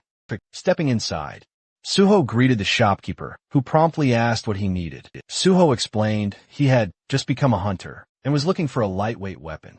The shopkeeper directed him toward a section filled with cheaper items. When Suho glanced at them, he noticed thick layers of dust, realizing that most low-grade weapons came without verified data. But that didn't mean every unverified weapon was useless. Some special weapons needed to undergo a process called liberation before truly revealing their hidden potential. These rare items usually gave off a subtle aura, a distinct signal, though most players in shops like this wouldn't recognize it. Suho picked up one of the weapons and activated his magic detection skill. A faint smile appeared on his face. He'd found it. After walking out with the weapon, Suho thought to himself, if the owner ever found out the spear's true worth, he'd surely regret letting it go so cheaply. But for now, it was time to begin. Suho closed his eyes, focused, and began pouring his magical energy into the weapon. The spear absorbed his power at a rapid pace, draining his energy quickly. Realizing how much it was taking out of him, Suho stopped and collapsed to the ground, completely exhausted. He understood that if he'd pushed just a bit more, he might have passed out from magic depletion. To awaken the weapon, he needed a magic stat of at least 100. Even though he couldn't use it just yet, he knew it would become a powerful asset in the future. He promised himself he'd level up fast and unlock its full potential soon. Meanwhile, inside the PBS building, reporter Jinwei got a phone call from Suho. Suho introduced himself, confirming he was the top scorer in a recent hunter test. He also revealed that he had personally handled the unprecedented gate incident at Syndrome Station all by himself. Jinwei was shocked by the revelation, taking a moment to silently process the fact that Suho had cleared such a dangerous gate, even before officially becoming a licensed hunter. In Jinwei's eyes, Suho was already a monster. When Jinwei asked why Suho had reached out to him directly, Suho explained that he'd found Jinwei's blog during a search. He mentioned that while he knew about Jinwei's privileged upbringing, he respected Jinwei's decision to pursue journalism out of genuine interest. Suho shared that he had big plans and would soon become a source of major headlines. He then proposed that Jinwei work as his exclusive reporter. Jinwei was skeptical, wondering if Suho was just trying to tie down a wealthy journalist as his subordinate. Internally, he dismissed Suho as just another ambitious oddball with delusions of grandeur. Even though he understood what Suho was suggesting, Jinwei was uncomfortable with the idea. He admitted he craved exclusives, but he had no desire to work under anyone.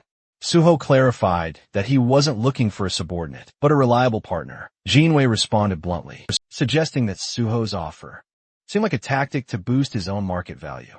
Before joining a guild, Suho admitted there was some truth to that, but not entirely. He wasn't doing this to increase his worth, but to gain fame. His ultimate goal was to become a civil servant. Jinwei was caught off guard. Did Suho mean joining the Hunter Association? The idea of chasing fame to become a public official seemed absurd to him, but Suho was completely serious. He genuinely wanted to work in the field as part of the Hunter Association itself. This made Jinwei question Suho's background. Was Suho just another spoiled rich kid, treating hunter work like a mere side quest? Suho then revealed he was actually a gate orphan, and that very past was what drove him toward public service. It fundamentally shaped his life's purpose, to conquer gates. As Jinwei glanced down at his laptop, he wondered if Suho was genuinely serious. With so many eccentric people emerging lately, it was becoming increasingly hard to tell. But ultimately, he decided it didn't really matter. He acknowledged Suho's perspective, but politely declined the offer. He much preferred choosing his own stories to cover. Yet, Suho refused to give up. He then suggested a bet. Intrigued, Jinwei asked what kind. Suho then proposed this. He'd earned Jinwei's trust by proving himself as a hunter. He boldly declared he would attempt to clear the Tower of Challenge alone. And that very day, Jinwei was utterly stunned. That tower was notoriously infamous. Clearing it was widely considered impossible, even for a full, well-coordinated party.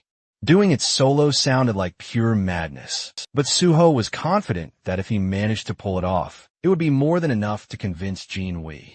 If he succeeded, he wanted Jinwei to become his personal, exclusive reporter. Suho then remembered Jinwei from his past life, a top-tier broadcaster from PBS, famous for his pride and elite background. He had gained massive popularity as a journalist, who notoriously never took requests. Yet, in Suho's previous life, they had surprisingly teamed up many times, all thanks to Jinwei's sharp reporting and unique influence over public opinion. But that very brilliance also made him dangerous to others, like a persistent thorn in someone's side. Eventually, Jinwei became entangled in political conflicts, was forced into early, involuntary retirement, and ultimately vanished from the scene. This time, Suho silently vowed to prevent such a tragic fate. Later during the call, Suho laid out his proposal. If he could conquer the Tower of Challenge completely solo, Jinwei had to become his personal reporter. A bit shaken, Jinwei, we agreed if Suho actually pulled this off, we promised him. We back him up with everything we had as journalists. The call ended with Suho confidently declaring it was time to begin. After hanging up, Jinwoo starts feeling incredibly irritated, thinking Suho is seriously driving him crazy. He keeps dwelling on Suho's sudden, unexpected, and frankly baffling request, wondering where it even came from. Even though he's clearly annoyed, he doesn't completely hate the idea. Something about the proposal feels genuinely intriguing, and Suho doesn't seem like the type to scam anyone. Caught between frustration and curiosity, Jinwoo mutters to himself that he's seriously losing his mind. Still, he shrugs it off, thinking it's a harmless gamble. If it turns out to be real, great. If not, no big deal. The scene shifts to the Tower of Challenge.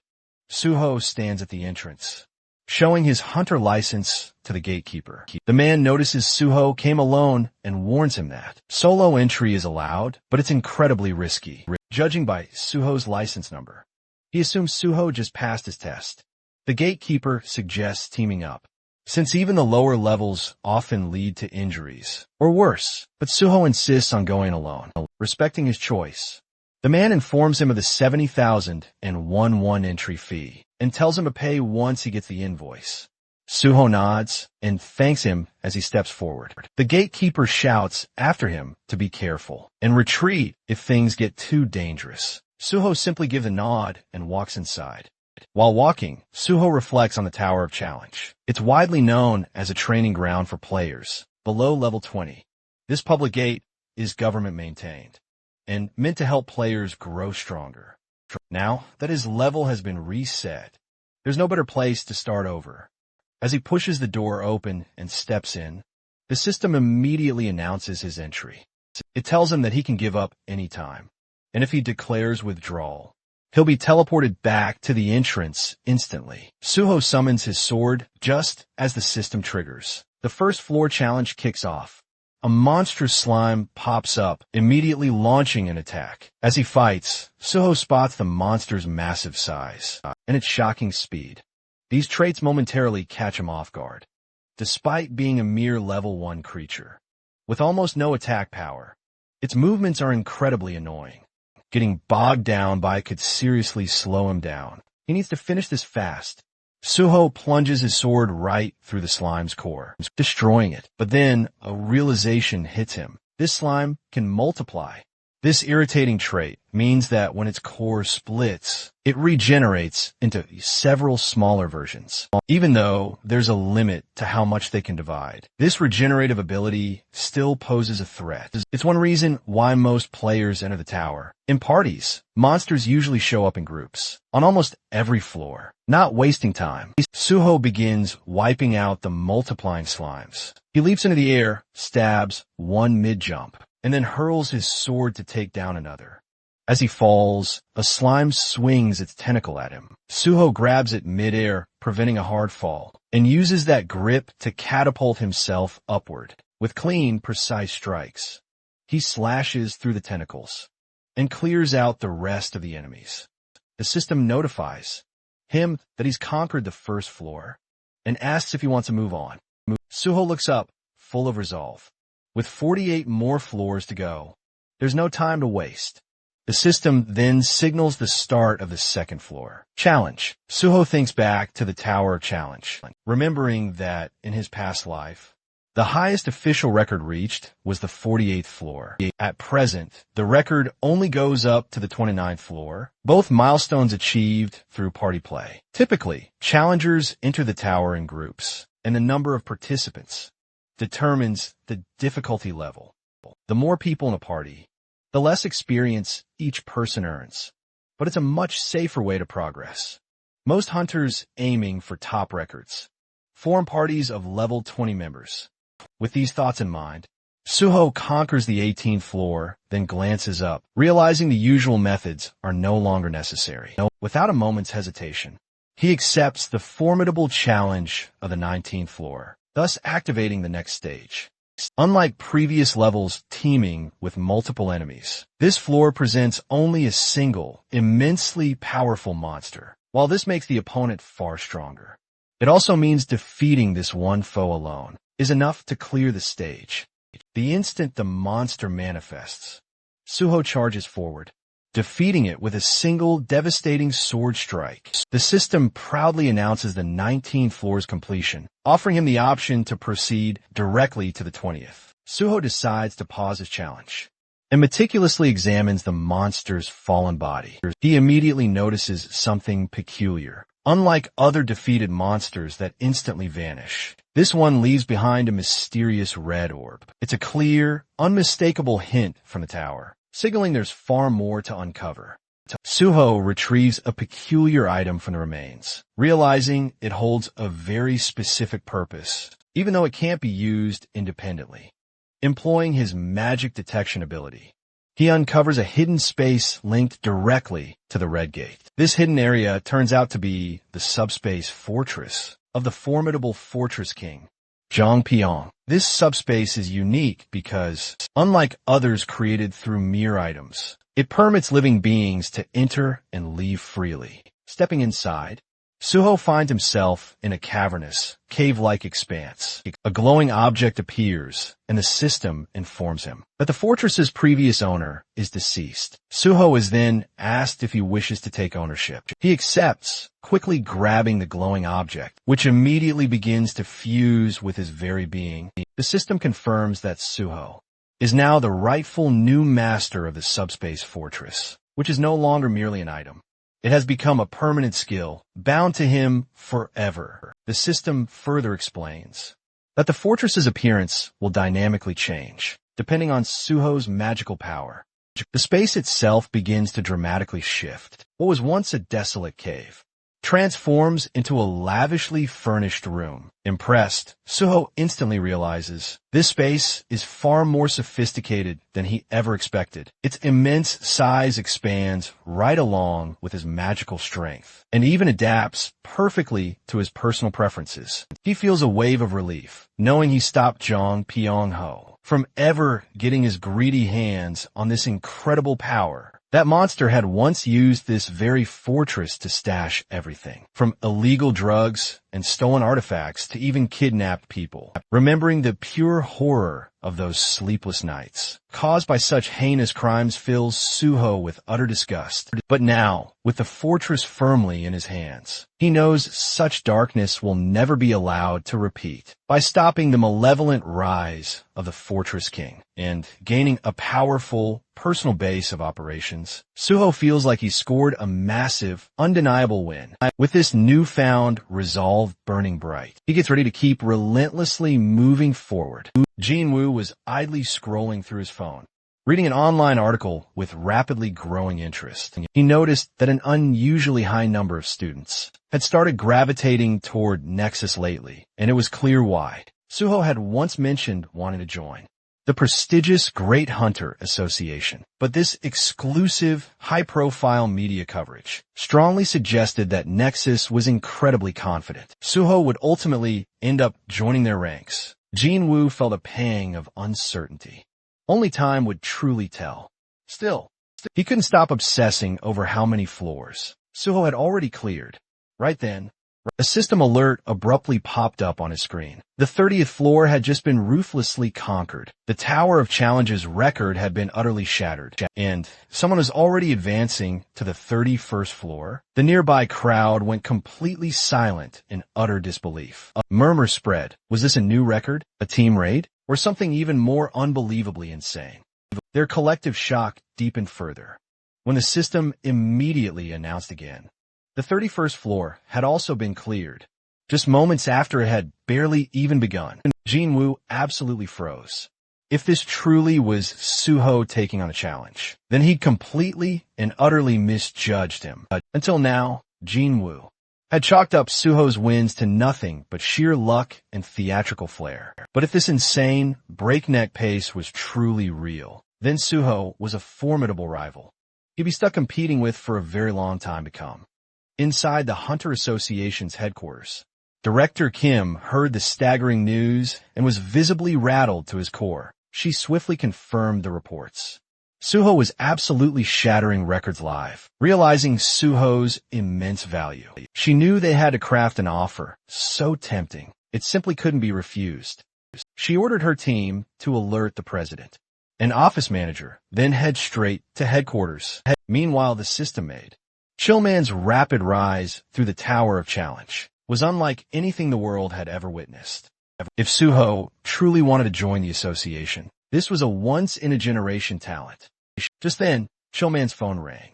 It was the vice president of the association. Curious, Chillman picked up. The VP asked where he was located.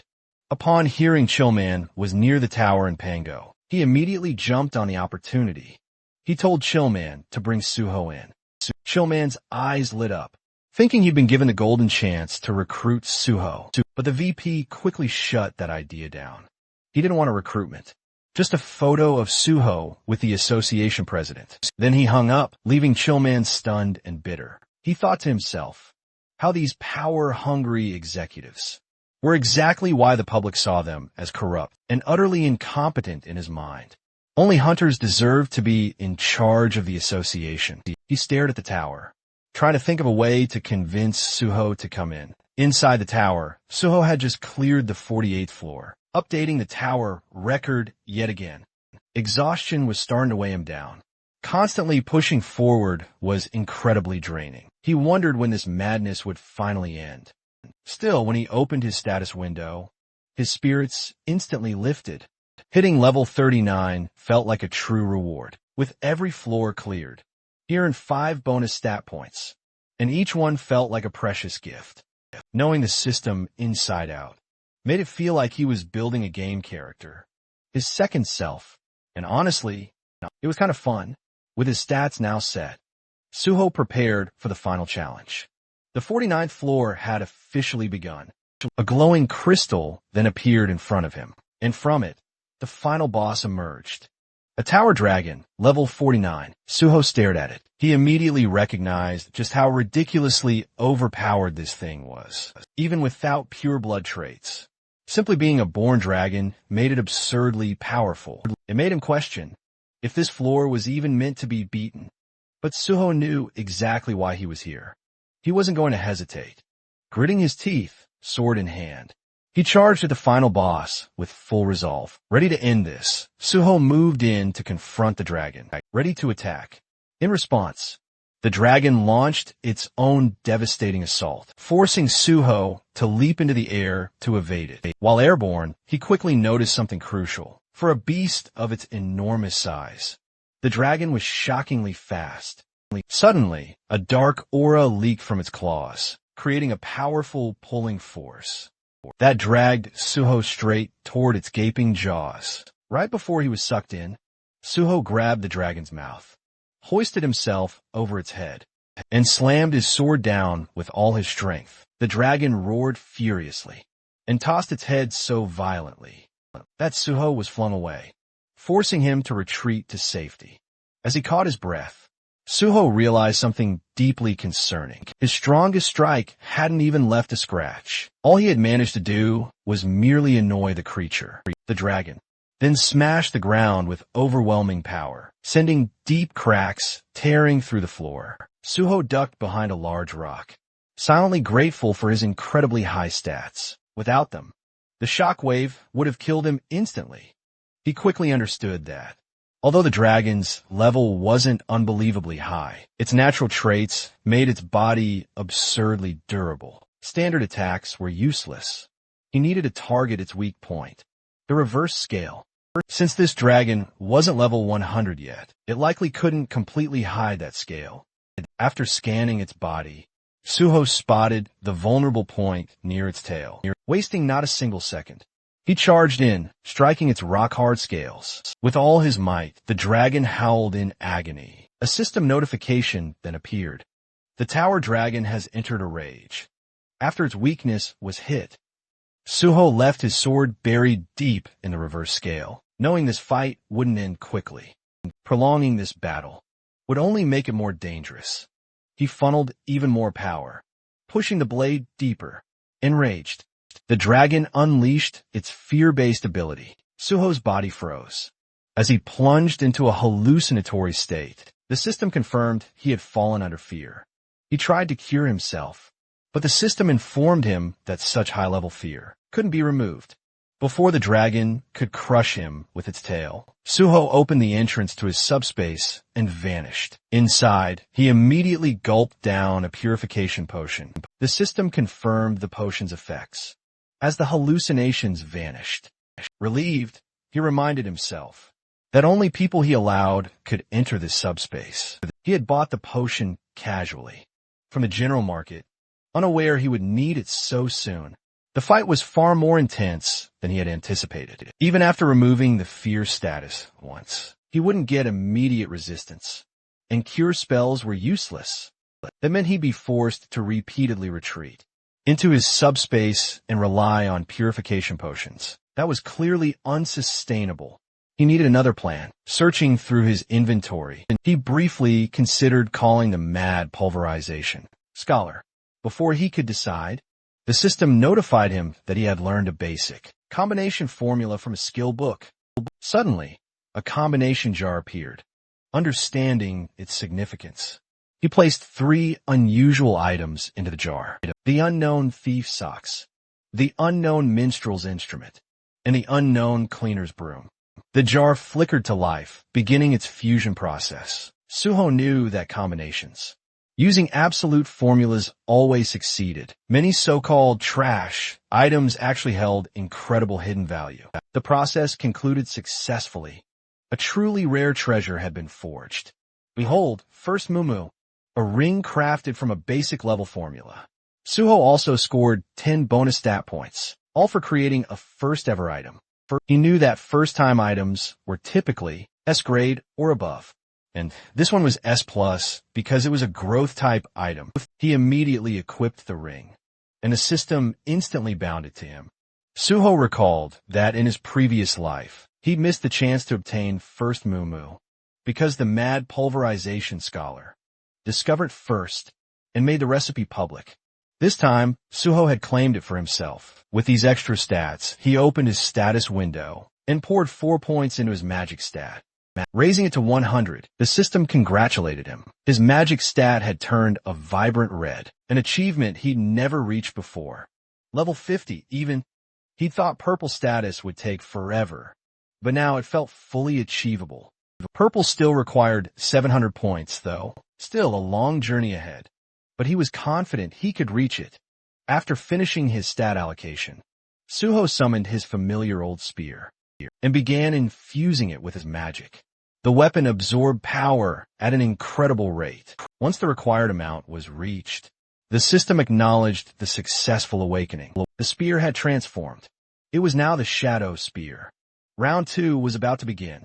The system then revealed the weapon's origins. It was one of the Shadow Lord's true treasures, forged from the very bones of a shadow beast, and it had acknowledged Suho as its first awakener. The spear could now be summoned from his shadow and regenerated using both magic and shadow energy. Suho understood the weapon's immense value immediately. Just as Zhongpyong had the subspace fortress, the Shadow Lord, a monarch-level being, had wielded this very spear. If that entity truly existed within the gate, Suho was now holding its signature weapon. He breathed a sigh of relief, knowing it was secured, before any dangerous hands could claim it. Time to test it. He summoned the spear once more, appreciating its incredible convenience, since he couldn't attack from within his subspace fortress. He had a plan. He would need to step out and strike the reverse scale, while the mighty dragon slept. Suho exited his subspace, scrambling to a rocky ledge, overlooking the beast. Raising the shadow spear, he hurled it straight into the stone, embedded deeply in the dragon's tail. The spear pierced right through, and the dragon writhed violently in pain. Suho leaped down just as the system announced. The dragon had entered another enraged state. It unleashed its terrifying dragon fear. But Suho instantly retreated back into his subspace, dodging all status effects with ease. His hit-and-run tactics continued relentlessly. Suho struck repeatedly, retreating back each time. The process took far longer than expected. But soon enough, the reverse scale's durability plummeted under 10%. It wasn't completely destroyed yet, but it had become far too weak to protect the dragon. Stealth would no longer work here. Suho abandoned all subtlety and went for a full assault, bursting from the fortress. He launched himself soaring into the air and drove the shadow spear deep into the dragon's eye. The impact shook the entire area to its core. Suho was violently thrown back. But the enraged dragon was absolutely relentless. As it frantically searched for him, Suho seized the moment, circling behind and rushing straight for the tail. The dragon unleashed dragon fear once more, but Suho shattered the stone first. The system confirmed it. The reverse scale was destroyed, and the dragon's power drained away rapidly. Suho quickly took a purification potion and surged into the air for the finishing blow. With a single, clean slash across its throat, the dragon collapsed. The battle had finally ended. The system declared that Suho had triumphantly cleared the 49th floor and set a dazzling new record for the Tower of Challenge. He received 10 bonus stat points, and even more rewards began pouring in. Lying on the ground, he processed the monumental achievement. He had conquered the entire tower, a feat neither his past nor present self had ever achieved. For reaching level 40, he gained a brand new skill, Healing Spirit, an area of effect healing ability that, once mastered, could blanket an entire battlefield. But the evaluation wasn't over yet. Recognizing the sheer difficulty of his feat, the system rewarded him with Dragon's Blood. Suho was absolutely stunned. This was Yoma's signature power, the monster player himself. So this was where Yoma had obtained it from. The Dragon Mountains. The system explained that inheriting Dragon's Blood granted a dragon's power, the extent of which depended on how far the user pushed themselves. Before Suho could even summon the Shadow Spear again, the system alerted him. The weapon was reacting to the Tower Dragon's shadow. It absorbed the shadow entirely, undergoing yet another transformation, the Shadow Spear. Now, with a hidden function called Shadow Devour, not even listed in its original description, had grown immensely stronger. Part of the weapon's consciousness had awakened. Suho checked the updated stats and was utterly stunned. Shadow Binding and Shadow Regeneration had both surged from A rank to S rank. Shadow Binding could now rip out a target's shadow and completely immobilize them, while Shadow Fangs tore the shadow apart, causing continuous bleed damage. Growth-type weapons truly blew normal equipment out of the water. Satisfied, Suho prepared to leave, but something on the ground caught his eye. A massive fawn. The system identified it as a mighty dragon's fawn, capable of inflicting an incurable debuff that nullified all recovery. Suho was stunned once more. He had obtained a dragon byproduct, something believed almost impossible to secure. It confirmed that the Tower Dragon had been a pure blood dragon, which naturally dropped these rare materials. This entire battle had been an absolute jackpot. With everything collected, Suho finally turned to go. We were certain about Reporter Gene, and we'd be waiting for him outside. Just then, the tower crystal shattered, and the system calmly declared that the tower had been conquered. The conqueror? A player named Suho. Every other player was forcefully expelled. From the gate, a portal appeared, and several hunters came crashing out of it, rolling across the ground with utterly stunned expressions. One of them stumbled to his knees, clutching his head in sheer disbelief, muttering that this couldn't possibly be real. Had someone actually entered the trial tower all alone? His teammate, still sprawled on the floor, asked who Suho even was, while the hunter simply pointed ahead and asked if that guy standing there was the one. His partner turned his head and quietly confirmed that. Yeah, that was absolutely him. Because the crowd size was absolutely insane. There wasn't even space to breathe right now. The protagonist was completely swarmed by reporters. Cameras were flashing nonstop, and everyone was shouting at him, asking for comments and reactions to his conquest. But Suho silently thought about how utterly exhausted he was. He'd taken a lot more damage from the tower dragon than he'd expected, and all he really needed now was some rest. Definitely not a screaming media mob. He hadn't expected reporters to swarm him like this. His attention shifted when he spotted reporter Gene Wei, who was sitting dramatically on the hood of his own car, looking genuinely stunned. A psycho, that was probably the first thing running. through his head, because someone conquering that tower solo was just unreal. Suho casually walked up behind him, placed a hand on his shoulder, and greeted him. Jin Huey screamed, falling to the ground in panic, and then widened his eyes in utter disbelief as he realized who it was. He stuttered Suho's name and asked how he even escaped the crowd. Suho smiled lightly and said he'd simply slipped away. He explained it like he'd just executed some secret, ultimate stealth technique and vanished without leaving a single footprint. Extending his hand forward, Suho asked why Jin Huey still didn't trust him. The reporter slowly reached out, eyeing him as if he were completely unhinged, and asked if he realized how wild he sounded. Suho calmly replied that if Jin Huey truly didn't trust him, he should just say so directly, and Suho would adjust his plans accordingly. Jin Huey then stood up, brushed himself off, and declared that if he didn't trust him, he wouldn't have helped him get this far.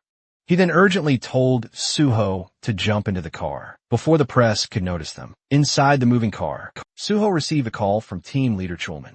Chulman congratulated him on clearing the trial tower and admitted he'd wanted to thank him in person, but Suho had vanished too quickly. Suho politely thanked him, explaining he'd been hiding because he was exhausted. Chulman chuckled, remarking that Suho always exceeded expectations. He then asked if Suho was still in Pangeo, and if he'd like to meet up. Suho explained a friend had picked him up, then inquired, "Is there anything specific you wanted to discuss?" Chulman admitted there wasn't anything particular, unless Suho could stop by the association. If he wasn't too utterly exhausted. Suho paused, repeating the phrase, the association. Chulman confirmed it. He explained this was an unprecedented event. Everyone had believed the trial tower was impossible to clear, since it had been functioning as a public gate. Considering its scale, they needed an investigation. Suho countered that he didn't recall investigations being conducted.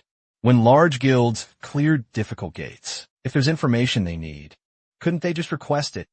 After a quiet second, Chulman agreed and wished him a good rest. Suho thanked him and ended the call. He leaned back, thinking to himself, without a doubt, the chairman or vice chair wants me there, probably for photos and PR. He respected Chulman, but he had zero interest in doing anything for the higher-ups.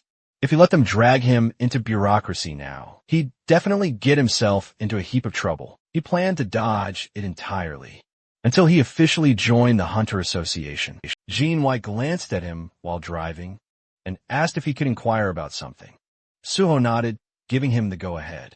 Jin White pointed out that with Suho's abilities, couldn't he go anywhere, especially for government positions? Suho smiled. The government certainly paid well, and no matter how strong private guilds claimed to be, the government wielded far more actual power. Jin White blinked, reminding him that private guilds also had fame and influence. Suho responded calmly. Fame is temporary, nothing but a stage spotlight. Right now, private guilds look like heroes, but eventually, the public won't admire them. They'll fear them. Jin Wai nodded slowly, saying, Suho, you have a point. Suho sighed and continued, if I want to end the gate crisis, I need support.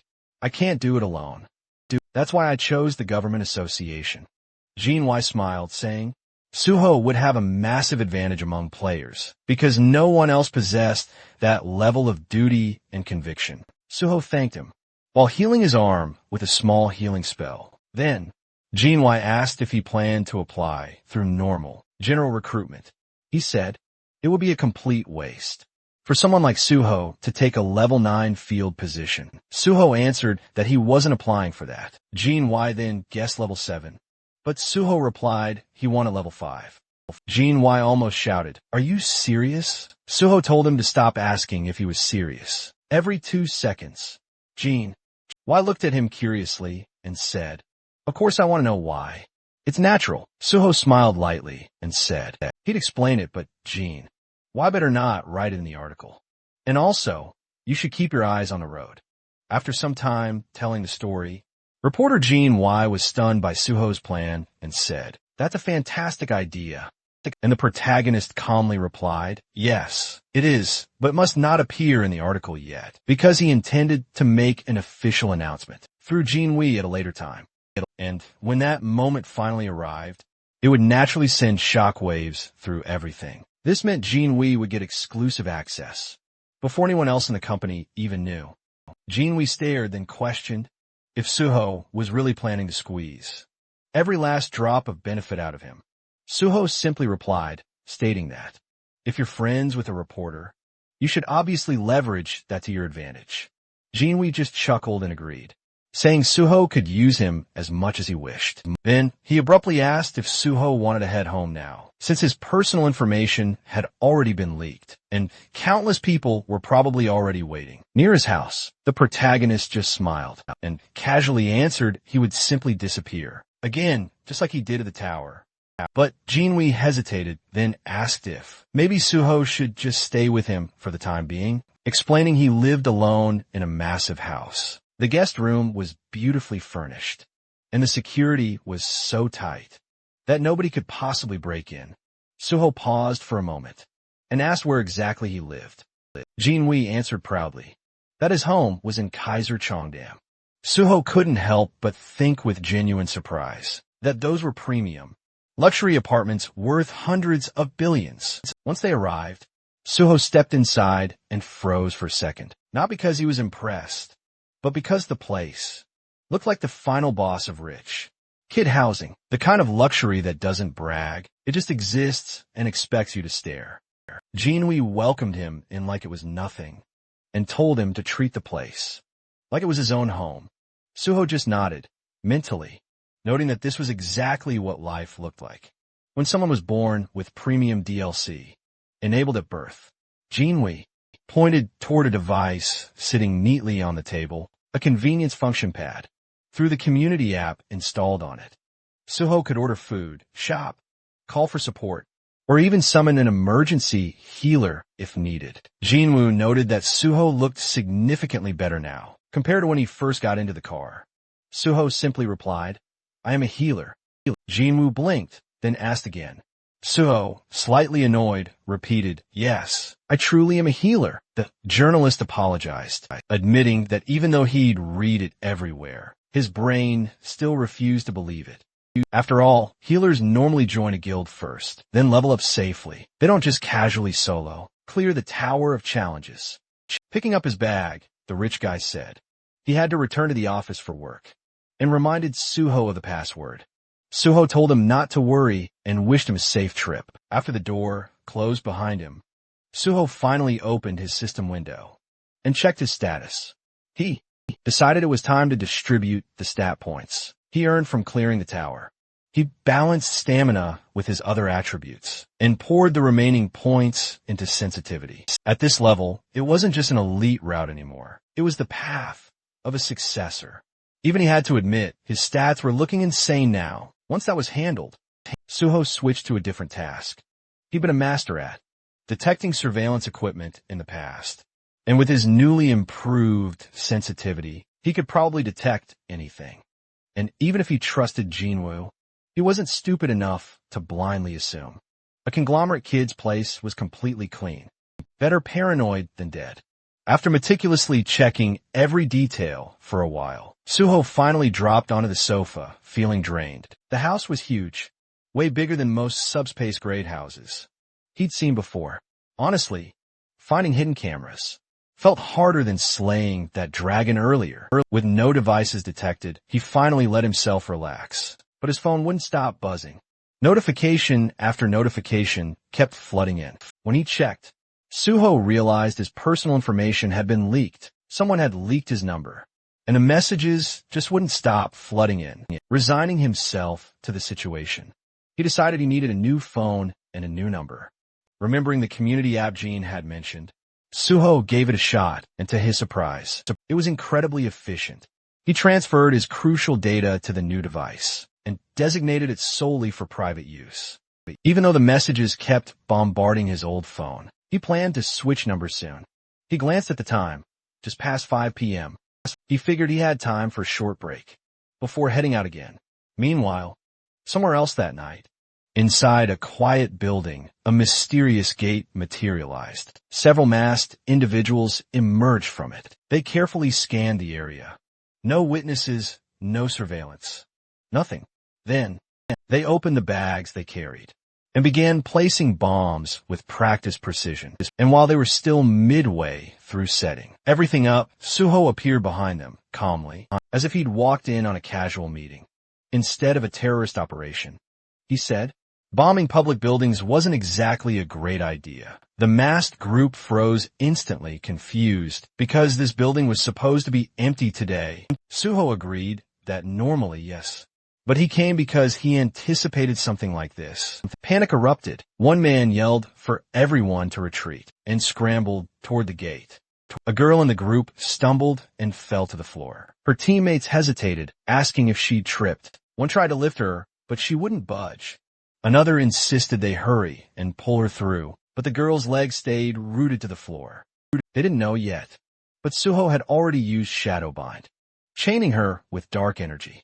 Still struggling, the man shouted that something was terribly wrong, and the girl muttered one cold word, "Abandon." The man refused, unwilling to leave her behind, but the girl insisted and ordered them to kill Suho. The remaining 3 charged together, fueled by panic. But before they even finished the first step, an invisible force slammed them to the floor. Suho's intimidation skill instantly overwhelmed them. With his enemies now subdued, Suho asked if they were members of Banshee. The narration clarified. Banshee, a notorious terrorist group, responsible for widespread bombings and chaos. Even though they were eventually apprehended in the past, the damage they caused was catastrophic. And, astonishingly, only 4 members did all of it. The group was utterly shocked someone recognized them, and fiercely demanded to know how Suho knew their name. Suho calmly stepped toward the man closest to him, and, removing his cap, identified him as Kwak Deho, the group's muscle. He worked labor jobs and handled all their heavy tasks. Next, Suho pointed to another, Seo Kaiwan, the bomb maker, who worked as a middle school science teacher.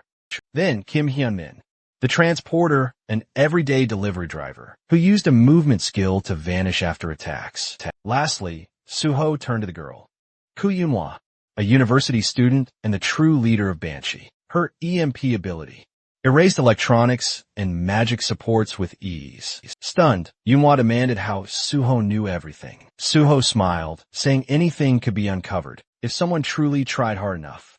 And deep down, she already knew that. Still refusing to believe him, she demanded again to know who he was. Suho acknowledged her quickness and reminded her she already knew the answer. He then stated aloud that if she still didn't trust him, he could prove it by handing her over to the authorities. Realizing he wasn't bluffing now, she finally asked what he wanted. Suho remarked she should have agreed earlier, and also pointed out this wasn't a great place to talk. He told her to retrieve the bomb, and said they'd talk at their hideout instead. She stared at him, wondering just how much information he knew, but she finally agreed. Suho turned to Hyunmin and asked if he could move now, and told him to open the door, because they obviously weren't going to take a taxi. Deep inside their secret hideout, Suho told everyone to relax, and even take off their masks if they wished. Yanawa refused, but then defiantly ripped hers off anyway, snapping at him. She only did it because the room felt stuffy, not because he told her to. She immediately demanded answers again. How did he know who they were? Why did he approach them? And why would a legendary gate conqueror go after a terrorist cell like us? Suho just smiled and admitted. She'd asked so many things at once. He didn't even know where to start. He revealed he used his own unique skills he never revealed publicly, to track and identify them, the same way they had hidden theirs. Her gaze finally focused. She asked again, "What do you want?" Suho extended an offer. He wanted them to work with him. He mentioned his recent PBS interview and the future plans he shared there. Yanawa immediately assumed he meant joining the Hunter Association. Suho confirmed, but before she could spiral, he quickly clarified. He wasn't handing them over for forced recruitment. He explained he'd take the level 5 exam, then move through 1 or 2 positions, and eventually join the Special Forces Division. Yanawa looked utterly stunned, and Suho told her not to make that face. He knew they hated the Special Forces, which was why their bombings targeted related sites. He understood, because he had the exact same reason. Suho then revealed the truth. He was a gate orphan. He used to think it was coincidence, until he later learned the disaster had been manufactured on purpose. After every cleared gate, that land became premium real estate. The government knew a gate shock was coming, and let it happen anyway, all for profit. There were shady development projects behind it, and Suho already knew who was truly responsible. So his goal was simple: become the head of the special forces and make those responsible pay. He explained that the special forces held the highest authority within the association, influencing other government offices and even prosecuting hunters. He offered them revenge, but through a strategic, lawful path, not reckless terrorism. Yet, Manhwa still pointed out, there was no guarantee Suho would even pass the level 5 test. Suho smirked, telling her to just wait and watch, with one final, chilling warning that another attack would mean he'd personally hand them over to the government. He ended the conversation. Internally, Suho knew they must be utterly shocked. In his past life, Banshee had remained an untouchable ghost. During his interrogation, he realized they were people just like him, victims twisted into villains by revenge. If only someone had guided them sooner, maybe things wouldn't have spiraled. So this time, before they crossed the line entirely, Suho planned to redirect them, no matter how long it took. He was certain Manhwa would accept. His offer was simply too tempting, and his competence undeniable. He told them to think carefully and make a wise choice. The scene shifted to the South Korean Hunter Association, where the vice president was already in a sour mood, lecturing team leader young Chulman for failing what he called a simple task. He reminded him that even the president cleared his entire schedule just to meet Suho. Though he let it slide for now, he made it very clear that if the same mistake happened again, there would be severe consequences. All Chulman could do was bow his head and acknowledge the warning before being dismissed and told to get back to work. The moment he stepped outside, he exhaled in exhaustion, thinking about how long he'd been sitting there, listening to complaints. For a second, he genuinely considered quitting everything and joining a civilian guild. But then he reminded himself why he'd even joined the Hunter Association. In the first place, after surviving so much, he knew enduring one more miserable moment wasn't impossible. So he whispered to himself, stay strong. That was when P. Song-yeol, head of the Special Investigation Department, suddenly appeared and placed a hand on his shoulder. Schulman, already irritated, wondered why he had to run into this person right now. Trying to act normal, he forced a polite tone and asked what the chief was doing here. Pai responded with his usual playful attitude, saying he'd heard his cherished team leader Yang was getting an earful again.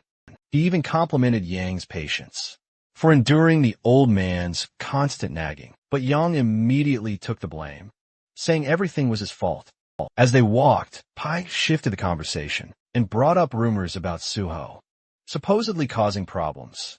But Chulman clarified that Suho wasn't exactly causing trouble, though yes, the story was spreading fast. Pai noted only a handful of people were aware, and then casually offered his help. When Chulman asked what he meant, Pai gave him an absurd suggestion. Just accuse Suho of something, drag him in for questioning, and clear things up later. Because, according to Pai, it was all about making the process look clean and controlled. If Suho was summoned, then the president would be pleased. The issue would look handled, and Suho would be released afterwards, with the association looking authoritative. He added that, since Suho wanted to join the Hunter Association anyway, it would benefit everyone involved.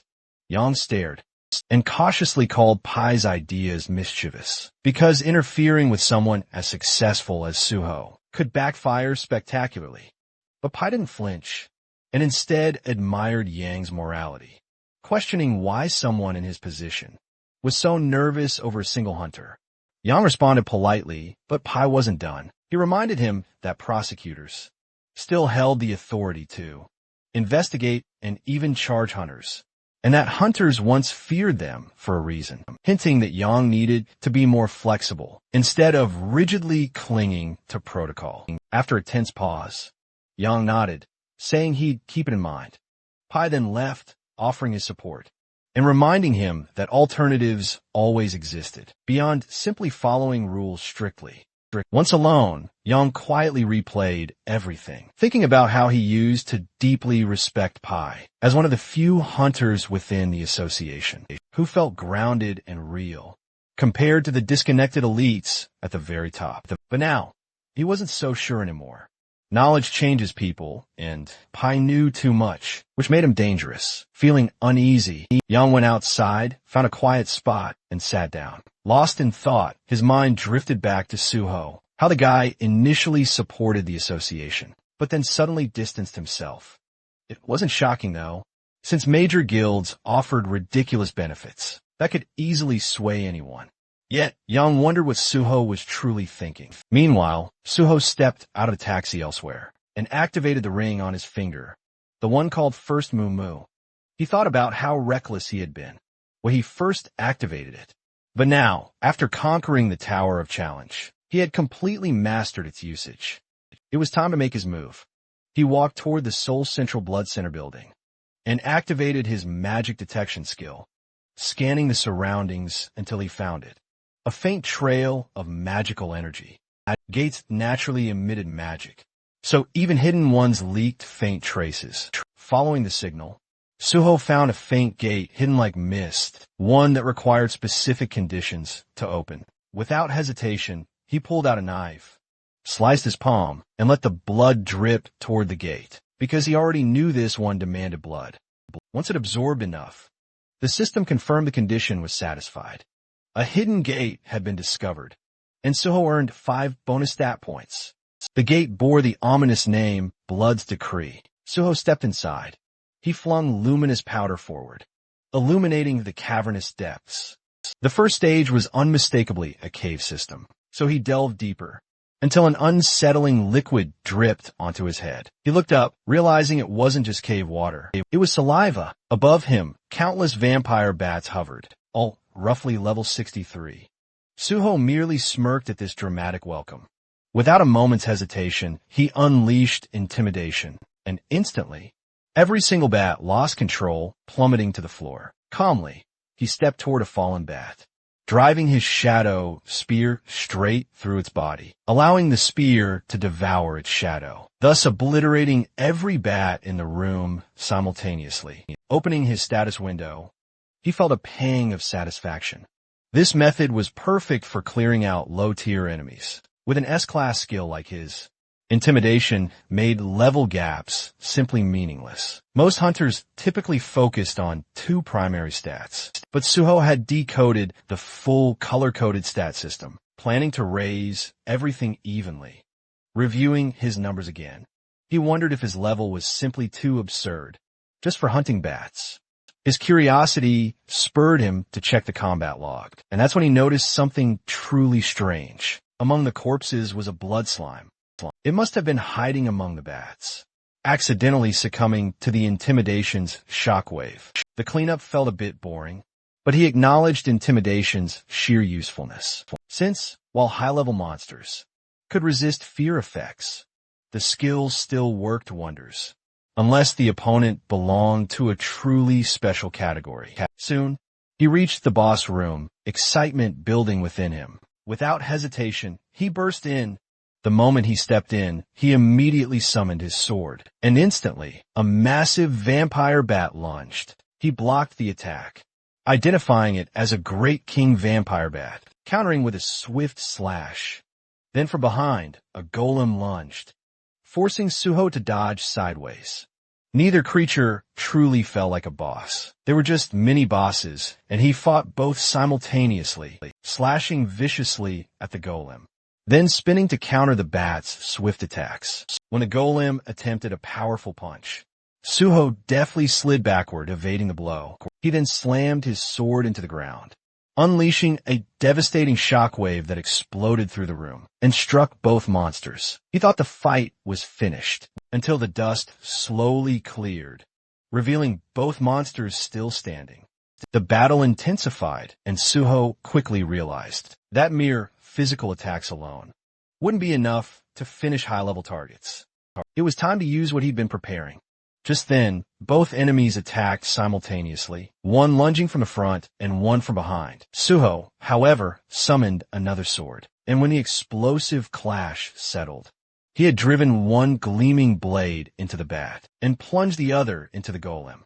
Even repeated powerful attacks weren't enough to finish them. But Suho finally grasped the critical key. Their true weakness was pure silver infused with holy power. At that exact moment, the system notified him. Holy power had now been successfully applied. The silver sword impaling the bat's body glowed, and a blinding lightning strike crashed down. It sliced its throat, obliterating the monster. Instantly, Suho stood over the smoking corpse, his foot planted on its head, watching it explosively erupt.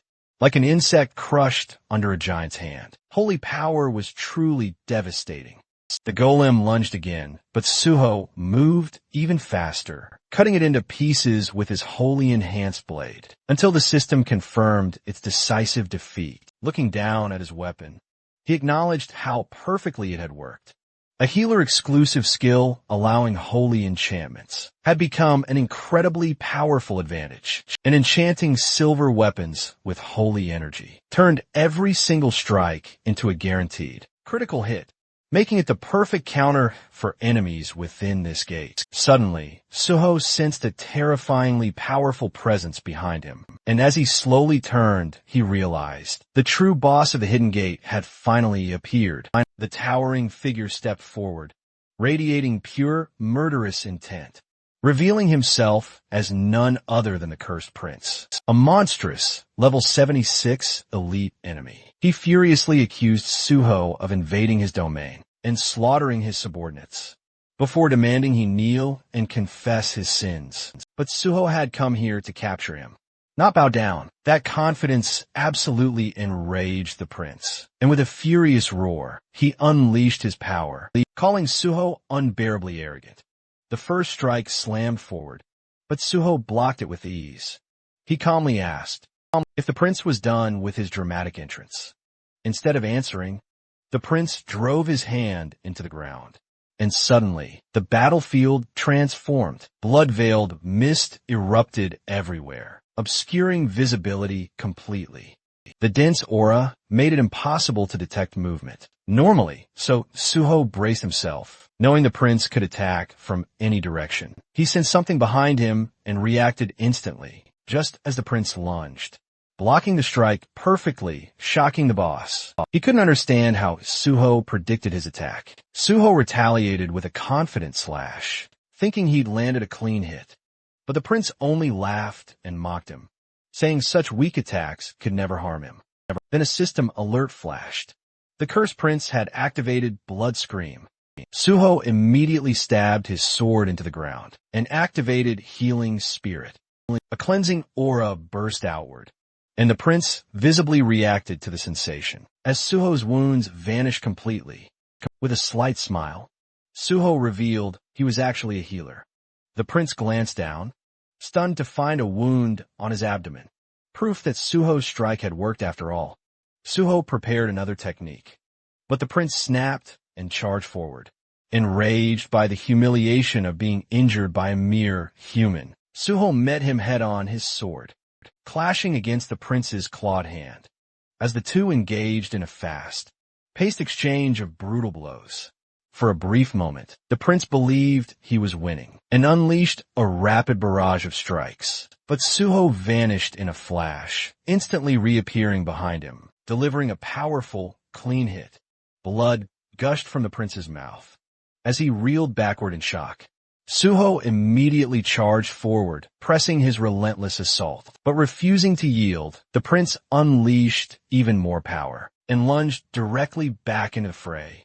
The two warriors collided with an earth-shattering force, sending powerful shockwaves rippling across the entire battlefield. When they finally landed, the scene instantly shifted. The Cursed Prince's head was severed from his body and rolled sickeningly across the ground.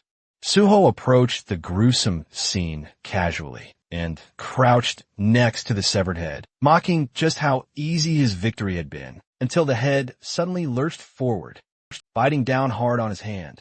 Still alive, the prince cursed Suho within his mind, demanding his blood and vowing to enslave him. With a pure look of utter disgust, Suho ripped the head off his hand and hurled it aside, thinking the prince was nothing more than a biting mosquito. Without any warning, the system then announced the start of kin conversion. Suho suddenly collapsed to the ground, as blood rapidly drained from his body.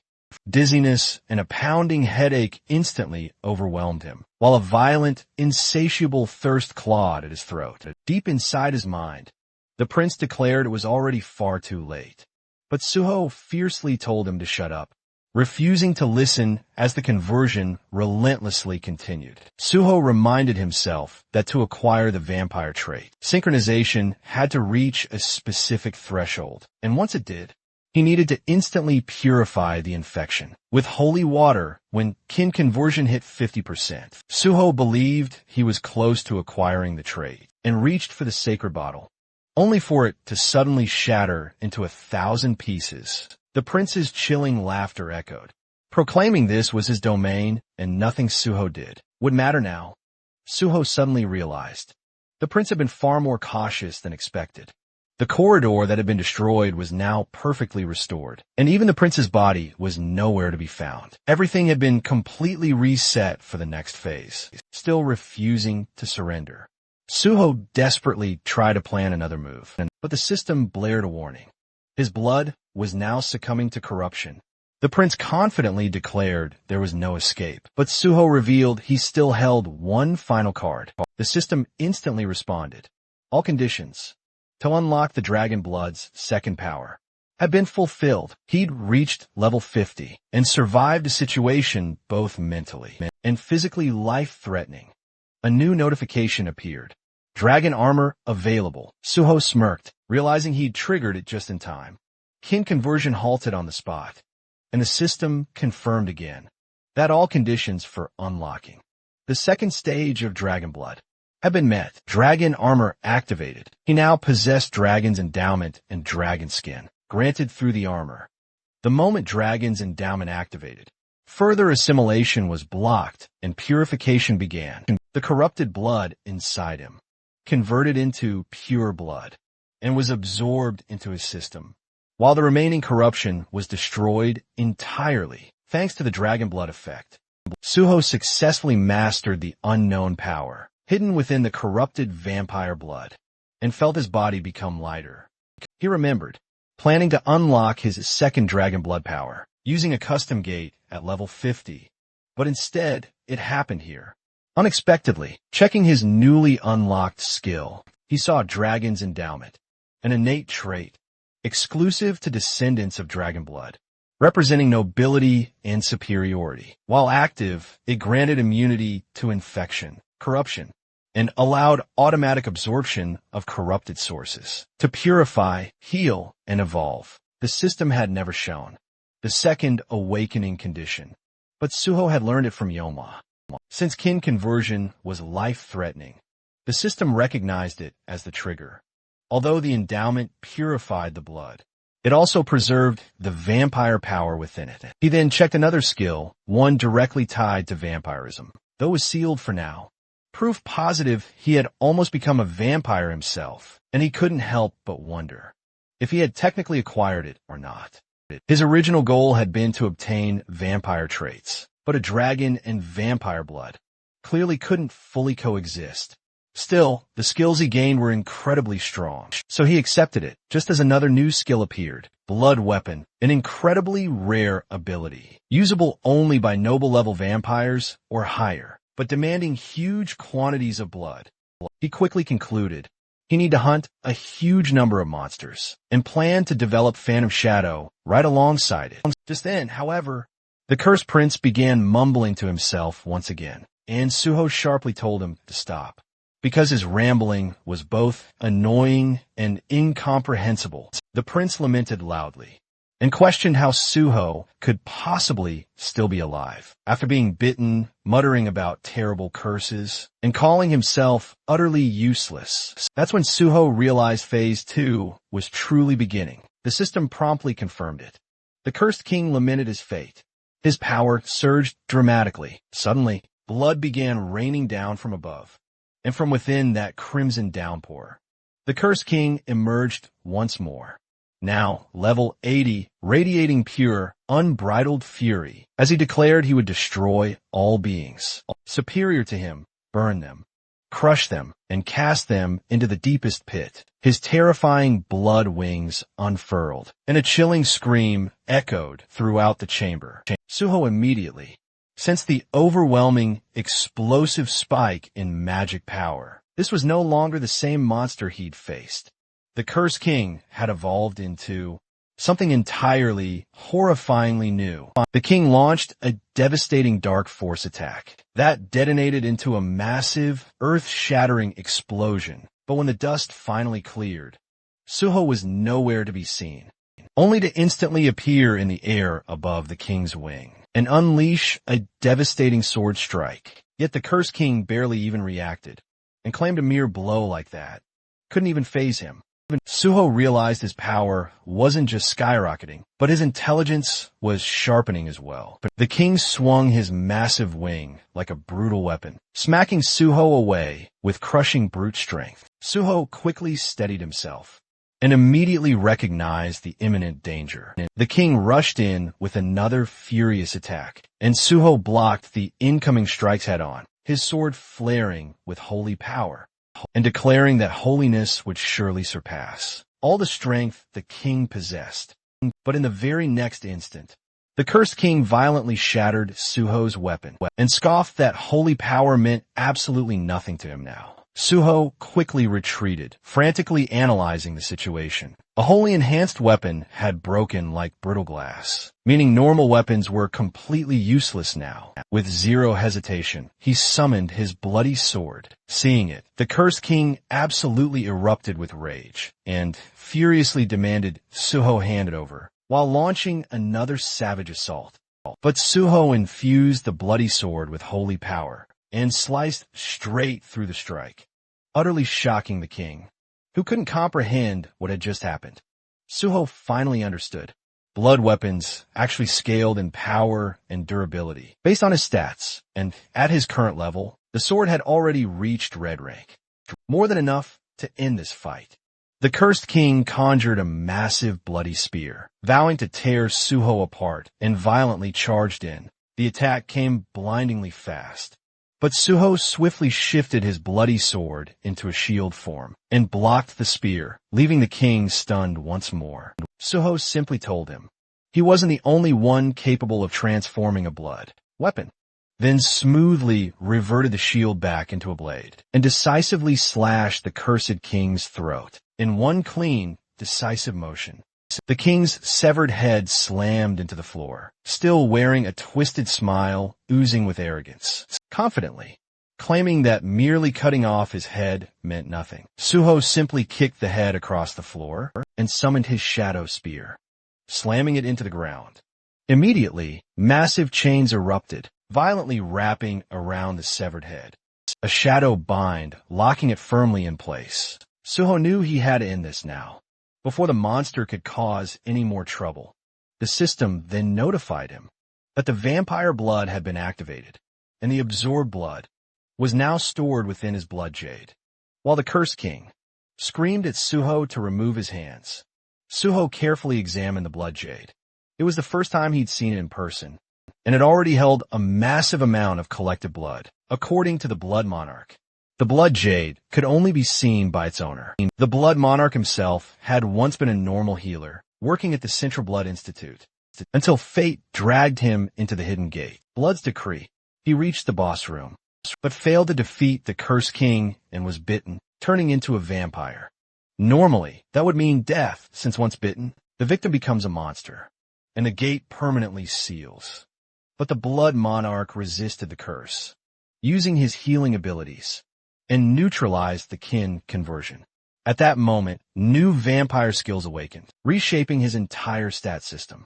With newfound power, he defeated the Cursed King, conquered the gate, and became known as the Blood Monarch, a global villain feared worldwide. Eventually, Suho caught him, extracting all critical information about kin, conversion, blood weapons, and vampire blood. But even now, the cursed king raged, promising revenge and refusing to accept humiliation. Suho welcomed it, daring him to try. Then, the system activated the Phantom Shadow, which resonated with the cursed king's shadow, and absorbed it fully until not even a trace remained. With that, Suho acknowledged that Blood's decree had finally been cleared. The system confirmed the Hidden Gate's conquest and declared Suho the MVP. An exit gate formed before him. As he prepared to leave, Suho reflected on everything. Once again, the overwhelming reality of dragon power hit him hard. No matter how terrifying kin conversion seemed, it paled in comparison to dragon blood. Still, he felt annoyed the vampire had managed to escape. Then, the system announced a truly special reward. After analyzing Suho's unique talents, it granted him a skill perfectly tailored for him. Plus, 10 bonus stats were awarded for his achievement. The new skill was called New Blood. Suho had never even heard of it before. As he scrolled through the system window, however, he quickly realized its immense value. It was an absolute jackpot for his future, but that wasn't all. He'd also obtained an S-rank original vampire skill, something even the Blood Monarch never possessed himself, since his vampire traits were only a plus rank, mind you, and none were labeled royal or original. Suho concluded this could only be due to the unique effect of New Blood. Originally, to be fair, he planned to monopolize powerful existing skills, but reality turned out far, far better. Still, he reminded himself not to get careless. Just because things were going well now didn't guarantee they always would. With the gate conquered and his objective secured, Suho said exactly what needed to be said. He had gained what he came for, and now it was time to go big at Nexus. The scene then shifts to a massive, towering building. Nexus, people move steadily through the corridor, while Miss Sway led the group forward through open doors. A man could be seen sitting calmly in a chair, who turns out to be the guild leader himself. He tells Miss Sue to come in. She informed him that Hunter and Suho had asked her to deliver a message. Tomorrow, he would be coming to join the guild. The man repeated the statement in disbelief, almost questioning if he heard correctly. The back of his chair faced them. As he processed the news, then he finally spoke, stating that proper preparations needed to be made. When his face finally became visible, as he turned, he added that no one knew what this in Suho was truly planning, and everything needed to be handled carefully before he changed his mind. Outside, towering buildings stretched towards the sky. The scene then shifted inside an elegant, well-furnished room. Suho stood at the entrance, looking in. There, he found Jean Huey sprawled across the couch, drooling in his sleep. Suho stared for a moment, then finally asked why he was sleeping there. The reporter weakly sat up on the couch, explaining that Suho had conquered the Tower of Tests today, and even if temporarily, they were now living together.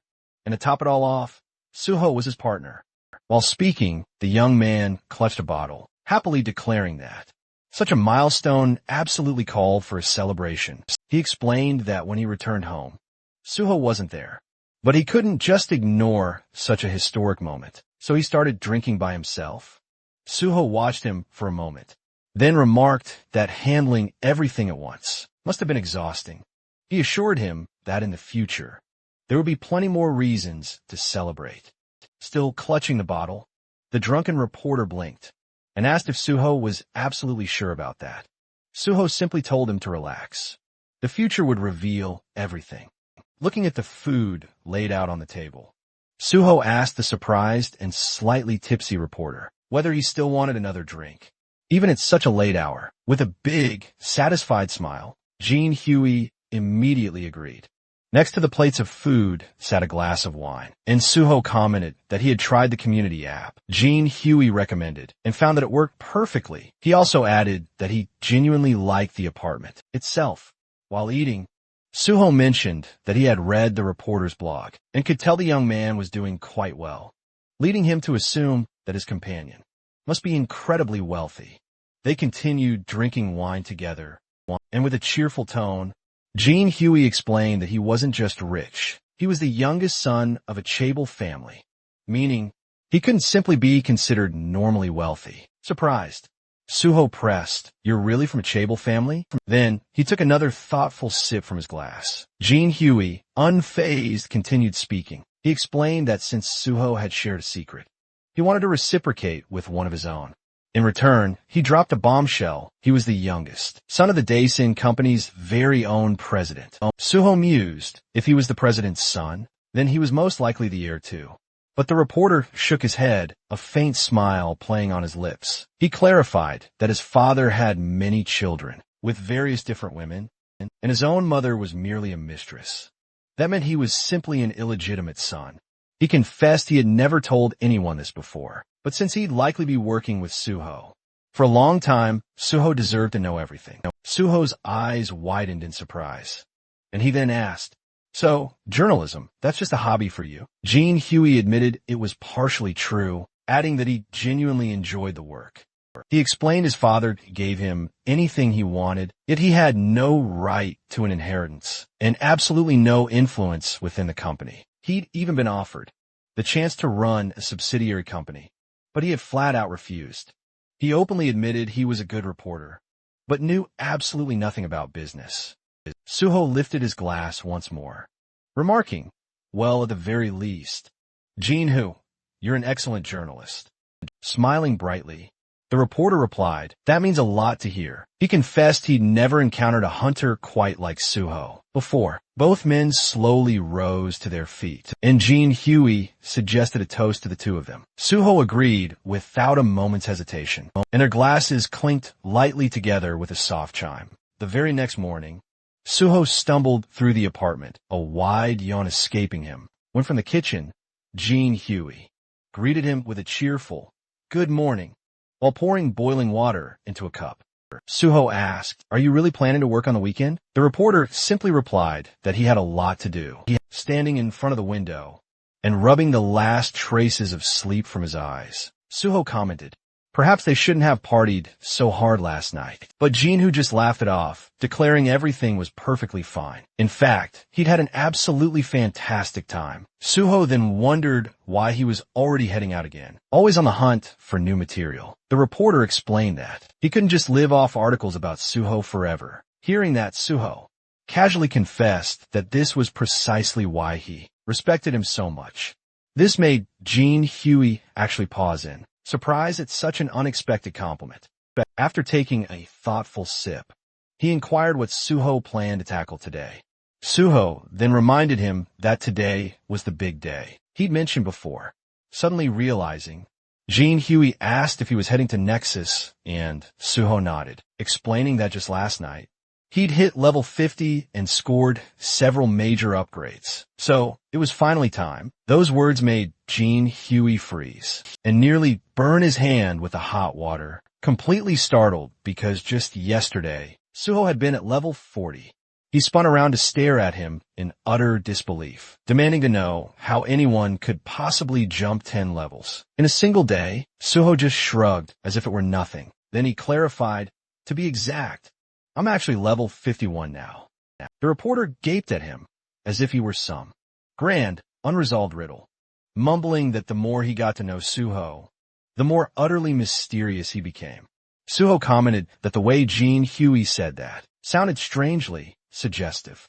And as Jean Huey just scratched his head, Suho asked, "Why are you looking at me like that?" Without another word, the reporter suddenly pushed him toward the hallway, declaring that if Suho was going to walk into such a serious organization, he needed to look like he truly belonged. Suho protested, claiming he didn't need anything fancy and was perfectly fine with just casual clothes. But the reporter adamantly insisted, saying he'd gladly lend him proper clothes and a slick watch. When Suho kept resisting, the reporter dramatically declared that appearances absolutely mattered at places like Nexus and firmly reminded him that he could also pick out any one of his luxury cars. If he was thinking of walking and using public transportation, if he'd shown up in a taxi, everyone would stare. A quiet, upscale district came into view as a sleek red car rolled to a stop immediately, drawing every eye from the people waiting outside. The door lifted upward, and Suho stepped out, dressed in a sharp, elegant suit that fit him perfectly. For a second, he cleared his throat and thought everything had turned out Surprisingly well, a suited man approached, politely offering a business card. While introducing himself as Bae Dong-yuk, the head of Nexus, Suho accepted it with a polite smile, introduced himself as On Suho, and followed him inside the guild building. Soon after, he sat across from 3 representatives of Nexus. Dong-yuk calmly stated that over the past few days, Suho must have raised his levels significantly and wondered if that sudden progress made him reconsider his goals, especially since he previously mentioned wanting to become a government official. Suho explained that nothing had changed. His goal remained the same. The leaders exchanged surprised glances, prompting Sue to ask what exactly that meant. Dong-yuk leaned forward and asked why Suho would want to join a private guild if his true intention was government service. Suho responded honestly, saying that joining Nexus would make reaching his goal easier. He announced that he planned to take the 5th rank exam this year. Someone asked whether he only wanted bonus evaluation points, and Suho replied that, while technically yes, it was only one part of a larger strategy. If he only chased the Hunter Association, the association would assume he had no alternative. That was precisely why he intended to join Nexus, because once the association saw others offering better terms, they would improve theirs as well. He added that while serving Nexus, he would dedicate himself fully to the guild, making the partnership mutually beneficial. Dong-yuk listened silently, as Suho promised to give 100%. But the guild master eventually leaned back and said he understood. However, he wanted to ask one question. He pointed out that when Suho first approached them, Nexus was really struggling, and this hero's abilities were a complete unknown. Hiring him back then was undeniably risky, but still a reasonable gamble. Now, though, any guild in Korea would fight tooth and nail for him. So why, out of all of them, did he only approach Nexus? Suho smiled quietly as the guild leader continued, stating that while Suho was clearly talented, his true intentions remained unsettlingly unclear. Folding his hands, Dong-yuk warned that unless Suho answered honestly, cooperation simply wouldn't be possible. Suho closed his eyes briefly, then replied that he had very personal reasons. He reminded Dong-yuk of the public speech he gave earlier, the one where he promised Nexus would do everything in its power to destroy all gates in Korea. Suho acknowledged that Nexus provided more support to victim families than any other guild, and was clearly the most passionate about eliminating the gates. He said he had no doubt that speech was truly sincere. Because of that unwavering conviction, he wanted to work with Nexus, help them, and contribute everything he had. He smiled widely and added that he hoped they could continue their cooperation, even after he eventually joined the Hunter Association. Dong-yuk lowered his gaze and admitted the reasoning satisfied him. Then he asked whether Suho truly believed joining the association was absolutely necessary, since Nexus already worked tirelessly to clear gates and support hunters. Suho agreed, but explained that if Nexus truly wanted to end the gates completely, then they needed to go to places even other hunters couldn't reach, like the sealed, high-risk gates under strict government control. His gaze shifted to an image of one such chain portal. Beyond ordinary mid-level entrances, there are also the 5 great gates. That was why he needed government authority. But until that time came, every successful raid would broadcast Nexus's name alongside his own. The impact would completely reshape the power structure of Korea's guilds, and Nexus would claim the top spot. Dong-yuk settled his hands on the table, saying all of this would only last as long as Suho remained by their side. Suho nodded, acknowledging that's precisely why he'd give his all. While he was here, Suho blinked, startled, abruptly asking if he'd already found team candidates. Following their earlier discussion, Suho confirmed it, then unveiled the first candidate, Kang Daehan. Sui froze, asking again, as if she couldn't believe her ears. Suho nodded, then casually mentioned he was the one who convinced Diwan to become a tank. Sui shot to her feet, absolutely furious, demanding to know what Suho intended to do if tanking didn't suit him in the end. Suho calmly raised a hand, telling her to relax. He had made this decision after analyzing everything thoroughly. He reminded her that Dahan had passed the exam with exceptional scores. Sui frowned, reluctantly recalling the results. Dahan had unexpectedly ranked second. She admitted she had planned to thank whoever was responsible. But Suho simply shrugged, saying it was no big deal, which only irritated her further. The third Nexus representative finally spoke up, saying Suho's proposal sounded excellent, but he needed some clarification.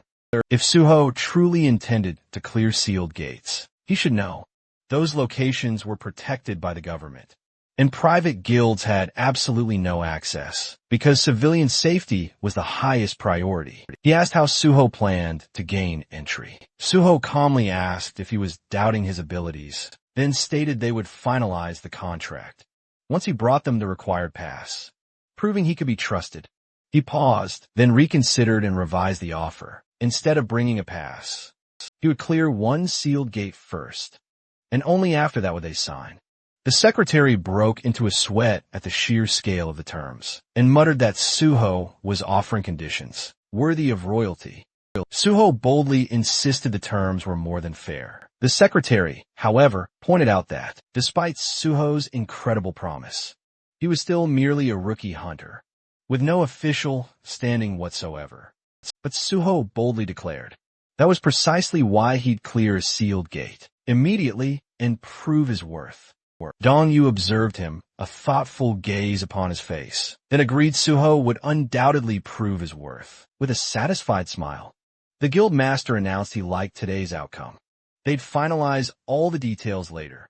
Once the gate was cleared, Suho then left the building and drove off.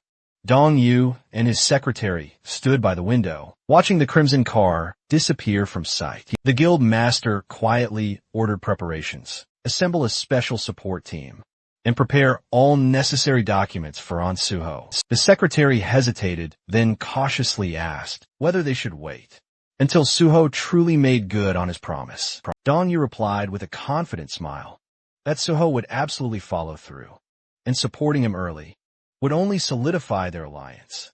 Closing his eyes, he simply said he believed Suho would keep his word. The secretary, slightly overwhelmed, asked what made the guild master so incredibly certain. Dong Yu answered that it wasn't a guess at all, and the secretary already knew it deep down. The man finally nodded, remembering Suho's determined gaze and the unwavering certainty in his voice. The scene then shifted to the massive building of the Great Hunter Association of South Korea. Inside one of its many offices, young Chun Man sat slumped in front of a computer, clutching his head in utter frustration. He was desperately trying to figure out how to get Suho into the organization when the man showed absolutely no intention of coming willingly. Chun Man considered offering him a reward for clearing the test tower, but immediately dismissed the idea, knowing full well an idea upper management would never, ever approve. They didn't want a photo of Suho just accepting thanks. They wanted a shot where Suho was standing, smiling right next to the association president, making it seem like they were already super chummy. While Chulman absolutely hated the idea of using force or pressure, Chief Pai's earlier suggestion kept echoing in his head. It was a suggestion that basically amounted to dragging Suho in, by force if necessary. Chulman groaned, dropped his head onto the desk, and wondered why he ever chose to work in this incredibly stressful place. As he cursed his life choices, his phone suddenly vibrated. The caller ID showed an unknown number, and he felt a surge of dread. He picked up and introduced himself. "This is Yang Chulman speaking." He was trying to figure out who would be calling him from an unrecognized number. But the moment he heard the voice on the other end, his expression completely transformed. It was Suho. Chulman shot upright from his chair, eyes wide, barely believing he'd heard correctly. The scene jumped to a small gukbap restaurant, where steam rose from simmering pots. Suho and Chulman sat at a table, facing each other. Suho commented that he hadn't visited this place in a long time, and noted that the restaurant served the best boiled pork. Chulman blinked and asked in surprise, "How did Suho know about this place?" With a calm smile, Suho casually lied that he used to come here often, back when he worked nearby. Chulman nodded slowly, accepting the explanation. He scooped some soup into his spoon and admitted he never expected Suho to reach out first. Then he asked why Suho had changed his number. Suho explained that he had been receiving far too many calls, so he simply got a second number. Now, Chulman could use that one instead. The civil servant nodded understandingly and commented that Suho must be exhausted from all the unwanted attention. Lowering his gaze, Chulman sincerely thanked him for contacting him, admitting that he had nearly given up hope of ever seeing him. Suho, again, pressed him. How could you possibly think that? He then calmly picked up his chopsticks. Then his tone even, he inquired, were the higher-ups pressuring you? And did they want Chulman to convince me to join the association? Was caught completely off guard. Chulman stiffened, raising a hand to his face, as if to shield his true reaction. He nervously fumbled. Why would Suho assume that? Still holding the chopsticks near his cheek, Suho began to explain that he found it highly unusual for the association president to suddenly request a meeting right after the tower clearing, because normally, no matter how challenging the gate was, the association simply handled the paperwork. They never actively tried to recruit anyone. Speechless, Chulman stared downward, a nervous smile plastered on his face. Suho continued, explaining that after some thought, he realized the executives only wanted to snap photos for publicity. Hearing this, Chulman looked at him almost fearfully. But Suho reassured him that everything was perfectly fine. He just wished they had been straightforward about it, as there was nothing wrong with simply saying so. Chulman apologized, but Suho waved it off, saying there was absolutely no need. He had already understood the entire situation himself. In fact, he was even grateful to Chulman. The civil servant pointed to himself in utter confusion, unable to believe he'd heard that correctly. Suho went on to explain that situations like these often involve blackmail or even outright force. Yet Chulman handled everything with true professionalism. Rubbing the back of his neck in embarrassment, Chulman admitted that it still felt wrong to him. Suho then casually dropped the news that he had decided to visit the association. Chulman froze mid-motion, asking if he was serious. Suho continued eating comfortably, then confirmed it, explaining he wanted to genuinely thank Chulman and felt that meeting the association executives could actually be beneficial. Chulman nodded slowly, agreeing that it truly could be. Suho then asked when he should visit the association. Chulman suggested discussing it after they finished their food, but halfway through speaking, a sudden realization hit him, and he shot up from his seat, his eyes gleaming with excitement. Then, with fierce determination, he declared he'd arrange a meeting right away.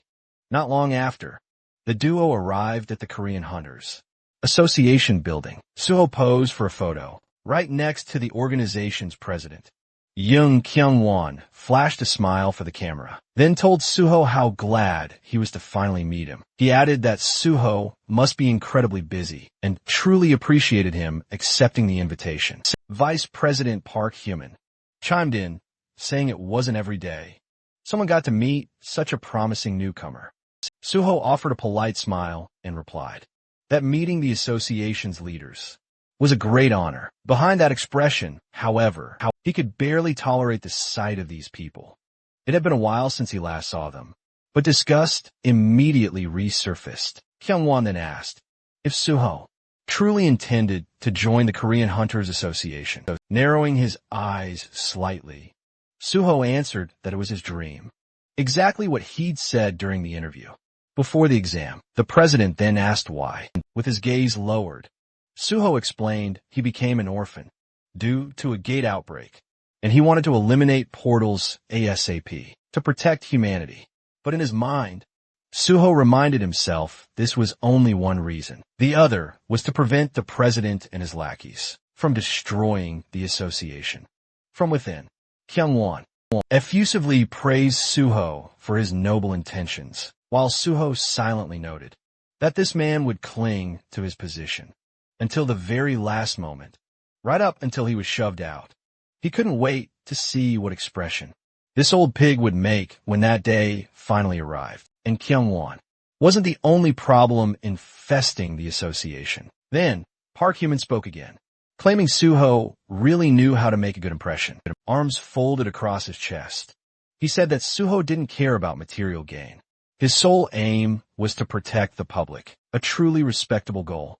The vice president pressed his fingertips together and solemnly added that Suho had grown into a strong and noble man. His parents would surely be proud. Suho thanked him politely, while inwardly thinking Kumon was most likely the one who cooked up this recruitment stunt. In his mind, Suho labeled him a pathetic bootlicker, existing solely to polish Kumon's shoes. Because of fools like these, most gates hadn't been cleared in his previous life, and he intended to take away their chance to ruin things again. Then Kumon happily asked which department Suho wanted to join. Suho rubbed his chin thoughtfully and replied he had considered several options, but ultimately chose the gate department. Schulman froze in shock, while the vice president asked why. Suho calmly explained that unlike private guilds, the association had direct access to gates, handled the initial inspections, and could participate in raids. Kyung-hoon said he was amazed to see someone so selfless, stating Suho had chosen the most dangerous department in the entire association. Kumon nodded and declared that people like Suho belonged there. The president then turned to Chulman and instructed him to demonstrate their sincerity. Confused, Suho asked what that meant.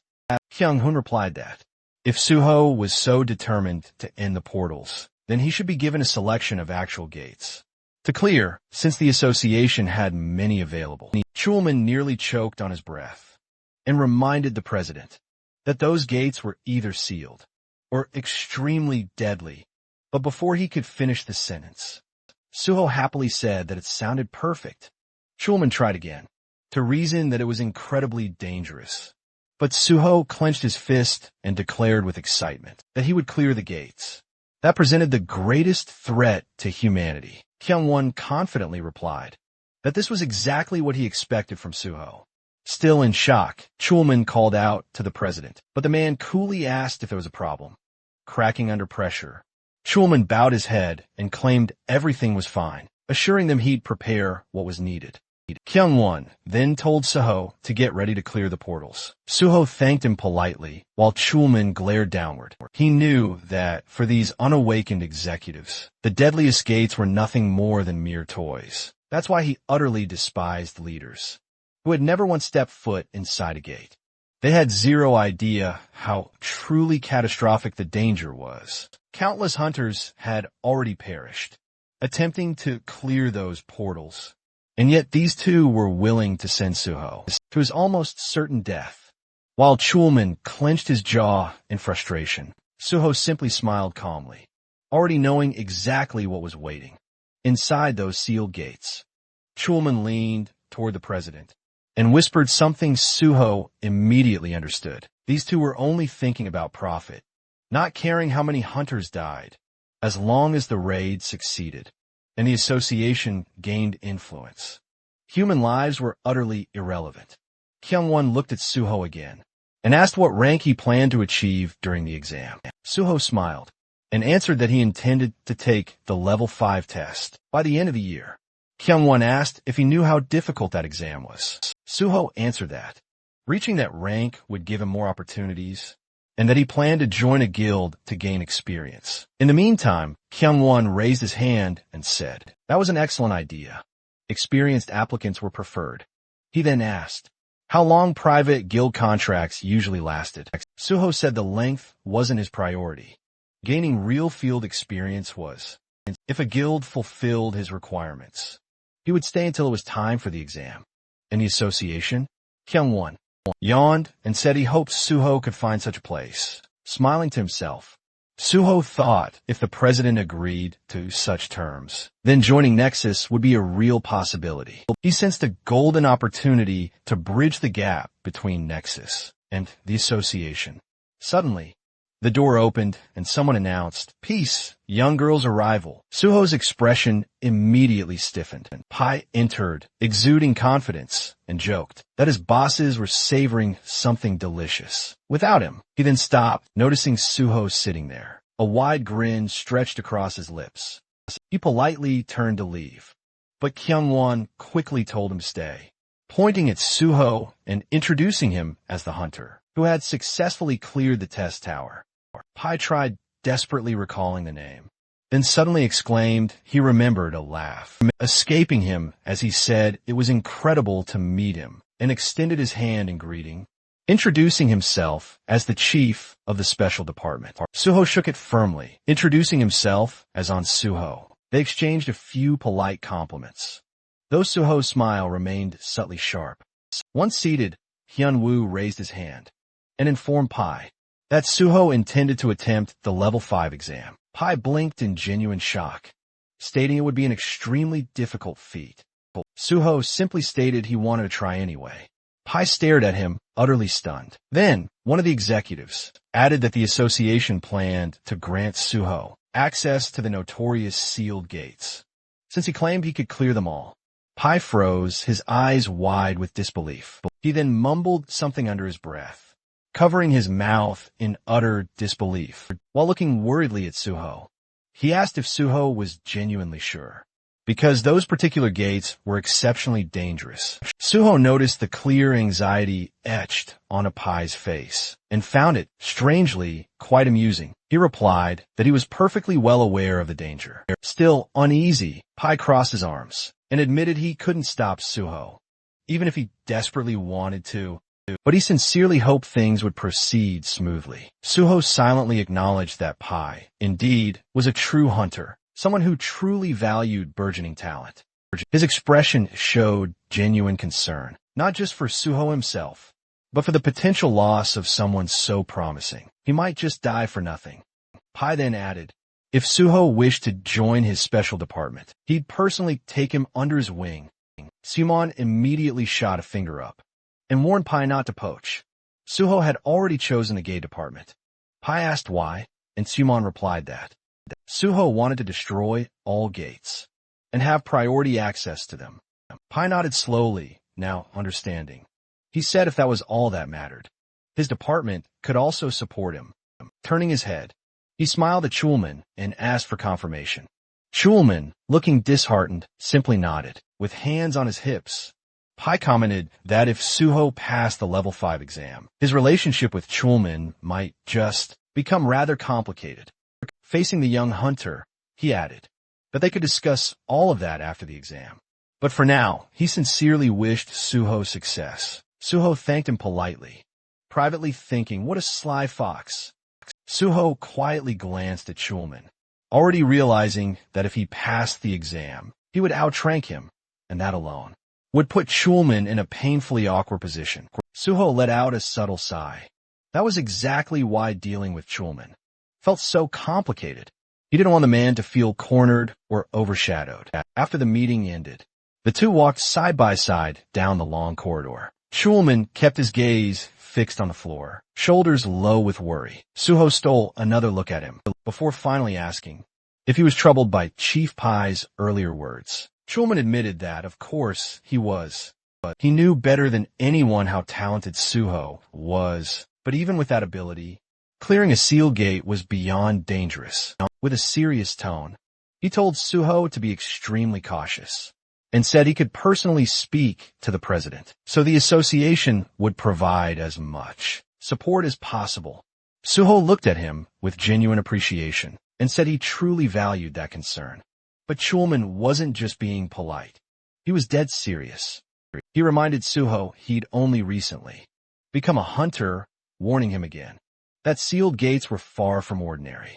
He then asked if Suho understood why the government trusted no one except the Hunter Association to clear them.